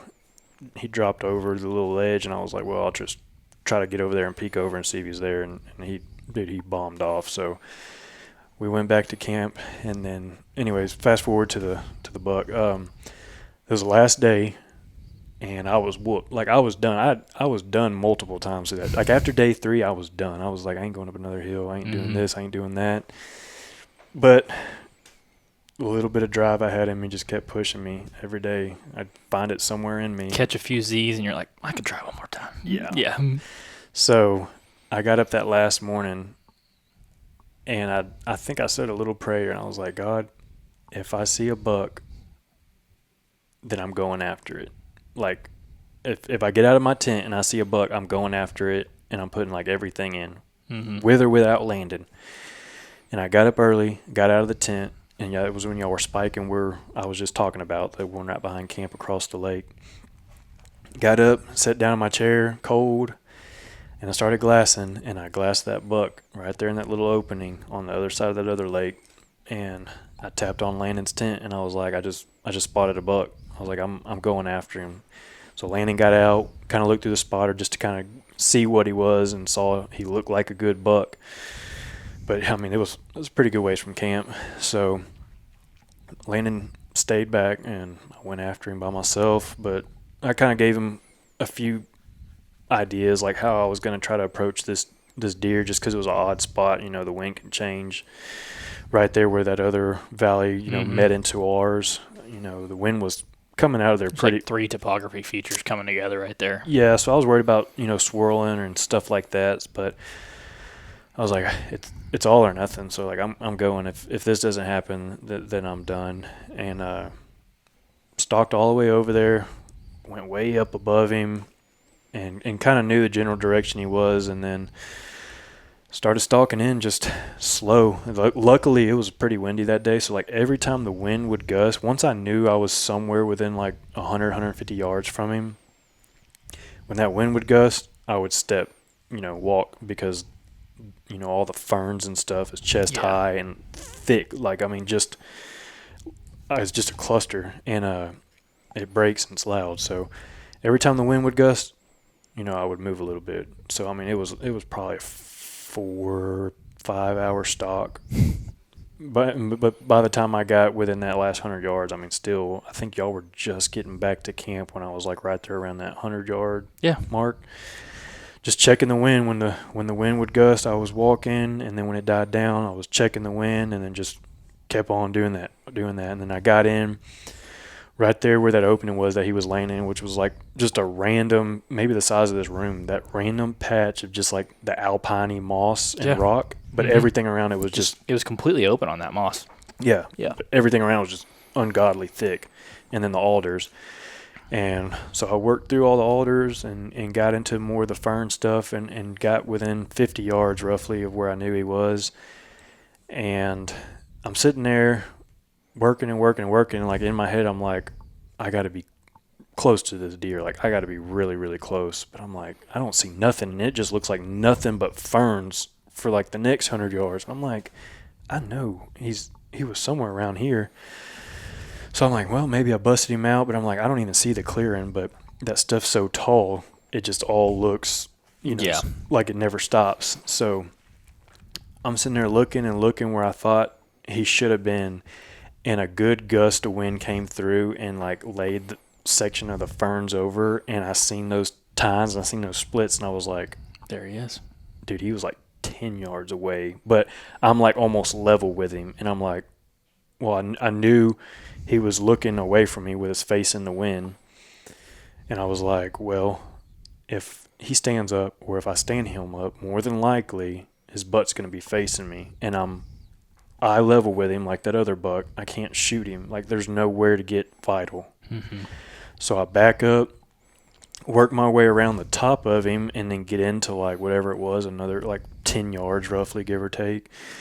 And I got up there above him, and I'm just looking at him. I'm like, okay, like now he's laying down broadside 10 yards from me, and I got some elevation on him. So if he did stand up and do anything weird, I at least have that elevation to try something different. So I'm sitting there, and I'm like, I'm just going to wait for him to stand up. And then I'm like, no, I'm not. Like, I'm out of, my patience is gone. Like, I'm out of it. I'm in the kill zone. I couldn't believe you had been bedded that long. Yeah, he was bedded for a long time. I think it's because it was a windy day, though, and he just felt safe right there, and it kind of blocked the wind because he was all that thick stuff around him. Yeah.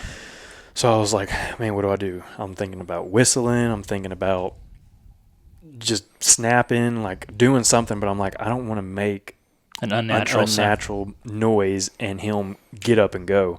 So I look over and there's just this, and it was light, like so light that you can even see it in that grainy video through the spot and scope. That dead twig sitting right there in front of me. Clip my release on my D-loop, prop my bow on my knee, and then I'm holding it with my release, and I reach over and snapped it, and that was it. Like in the video you see him, he stands up, I'm at full draw, he's looking dead away from me, and I'm trying to pick out, like, okay, he's facing straight away from me almost, and I'm like, where can I shoot this deer to, like, vitally hit him, you know? And you're above him too at this Yeah, point. so I'm above him, so I'm like, I can try to, like, tuck it, like, in the back rib, last rib, just off center of the spine, and bury it up in the cavity. And that's why it's real important to know, like, anatomy of the animals that you're hunting and stuff like that, which pretty much all deer are the same, you know, whitetail, blacktail, mule deer, all that. So I was fixing to go for that, and then he turned, and then when he turned, and then he caught me out of the corner of his eye, and he turned even harder. He was just turning his head, but he exposed his neck and the front half of his shoulder just enough. So that crease right there in the front shoulder and at the base of the neck, I knew, you know, roughly where the spine was, and a lot of major arteries run right there between the throat and the neck, the vertebrae. So I was like, man, if I tuck it right there, I know I got to hit something good. Mm-hmm. And I let it fly. Dropped him in his tracks, rolled, and as he was rolling, dude, I mean, I seen the blood just gushing out, and I was like, okay, like, he's vitally hit. So obviously a lot of emotions, fist pumping, celebrating for, like, whatever, 5 seconds, and then I knock another arrow because I'm like, I got to put another one in him for him, you know, because he's dying, like, he's hit vitally, he's bleeding like crazy, but, you know, it's the right thing to do. So I put another arrow through him, and then when I seen him pretty much take his last breath, all the excitement kind of, like, turned into, like, emotion. So I was like, holy crap, like, couldn't believe it happened, whatever. So I dropped down because of some other stuff too. You know, the main reason I'd done that hunt, and I think I pushed myself, was, you know, the passing of my grandma. But yeah, dude, that was by far the most emotional hunt I'd ever had because of her, and then being that close to him, watching him take his last breath, and yeah, it was a lot. It was cool to see from the bottom. Yeah. That was a cool perspective. Yeah, I cried like a baby up there. I've never shot an animal and cried like that. And I don't, like, I'm not one to, like, express my emotions and stuff like that, but dude, that one hit me in the heart hard. It's weird when you're up there, and, like, even though that you're hunting with a group of people, it's so, like, away from people, it's so remote, you feel so, like, out of control out of anything that's happening around you. And I don't know, to me it kind of feels like it strips, like, the BS layers that we put around ourselves and our lives to protect us, and you're like, oh my gosh, like, I'm not in control of anything out here. And like, I came out here with my bow, and, like, God's good enough and gracious enough to, like, put something in my path, and, like, I killed it, and, like, I'm here 4,000 miles from home, and I'm sitting here with a deer. You're like, oh my God, this, like, the stuff that you would dream of, you're like, it's in my hands right now. This just happened. Yeah, dude, it's crazy. It was like the land and the feeling, like, everything was just so new and foreign. Like, it was almost like being reborn, like, just because it was so new. Yeah. Like, nothing you ever experienced, nothing about it. Like, everything was brand new about that place. Mm-hmm. Even the hunt, totally different terrain, totally different tactics, like, everything like that. So, and even the emotions, like, that was new for me. And I love whitetail, like, and I care about every single one, whether I kill them or I don't. Mm-hmm. Care about them, like, love them to death. Don't want them to suffer. I want them to be as healthy as possible. Like, I take care of them. Like, the deer behind my house, dude, it's so hard for me to shoot them. Like, I probably got too many does behind my house, but, like, I'm like, I love them. Like, I love seeing them. I get home from work and I got deer in my backyard, seeing the fawns, the deer born in my, you know, I had 2 deer born in my yard last year, a little buck and a doe.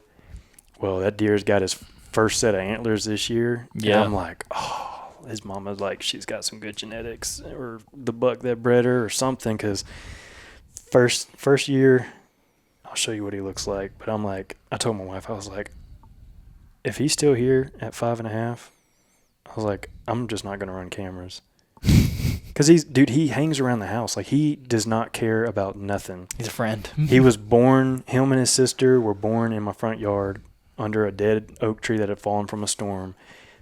I pulled up and I seen the mom standing there, and she still had some afterbirth coming out of her. And then I walked over there, and she didn't run off, but she was not happy. Mm-hmm. But I seen the fawns, and I was like, oh, okay. So after that, dude, I watched them grow up right there in the front yard. I even planted like I got a food plot and feeders and all that behind the house, and screening and all that stuff. But I planted just a little patch of clovers on a little hill right behind my house just for them. So they just eat right there and feed. And I'll show you what he looks like his first year of horns. But yeah, dude, I love them. And that's like, there's so many people out there that ruin, like our name as hunters, because to me there's killers and then there's hunters. And like, we're hunters. We love these animals. We respect them. Everything we do, from practicing and even like target panic. I mean, just everything that you put into harvesting these deer it's all about ethics. Yeah. So I don't know. It's weird too, because like even me, I'll see something on Facebook that someone will post, like killing a deer or shooting a deer in the head with a crossbow or something, and I'm like, I don't blame these people that despise hunting because of stuff like that, because dude, that gets me like fired up. Or you see these deer that live from it, and they're walking around with an arrow through their bottom jaw, and it's just sitting there, or a bolt or whatever, and now they got to live like that because of us. I've seen ones that shot square in the forehead with a crossbow, and they're like, no tracking job needed. I'm like, I hope that was unintentional, and also take that off of Facebook. Yeah. You know what I mean? Yeah, don't post that stuff. But yeah, no, I get it. Let's see this. You better have some. He's 1.5 years. Oh, he's 8-point already. Yeah. He's like a decent little 8-point already too. Yeah, for a baby. Dang. That's Dude. what I was like, man, in 4 years he's going to be a toad, but sadly enough, he's going to get shot around there. Someone's going to shoot him. They shot all my bucks. Yeah. I've never had a buck. I had one mature buck since I've lived there. This is 6 seasons we've been living there now. But 3.5, 4.5-year-old bucks, good ones. You guys are you in the 13-inch spread? Yeah, East Texas, Yeah. 13-inch. They don't know how to measure. 11.5, round up. Yeah. And the thing is, it's not like the game wardens don't like enforce it or nothing. Yeah. But there's certain areas, and we got a lot of game wardens down there, but I still think they're understaffed. They can't keep up with everything, dude. Like they run themselves ragged. So East Texas, man, it's them thick piney woods, and some of them places off in there, you never know what could be going on. Like them game wardens, they can't keep up with it. Well, it's like the Ouachita Mountains in eastern Oklahoma, Arkansas, all that stuff. It's like people hunt year round. If they want to shoot a deer, they're shooting it off a road. Nobody's gonna drive down.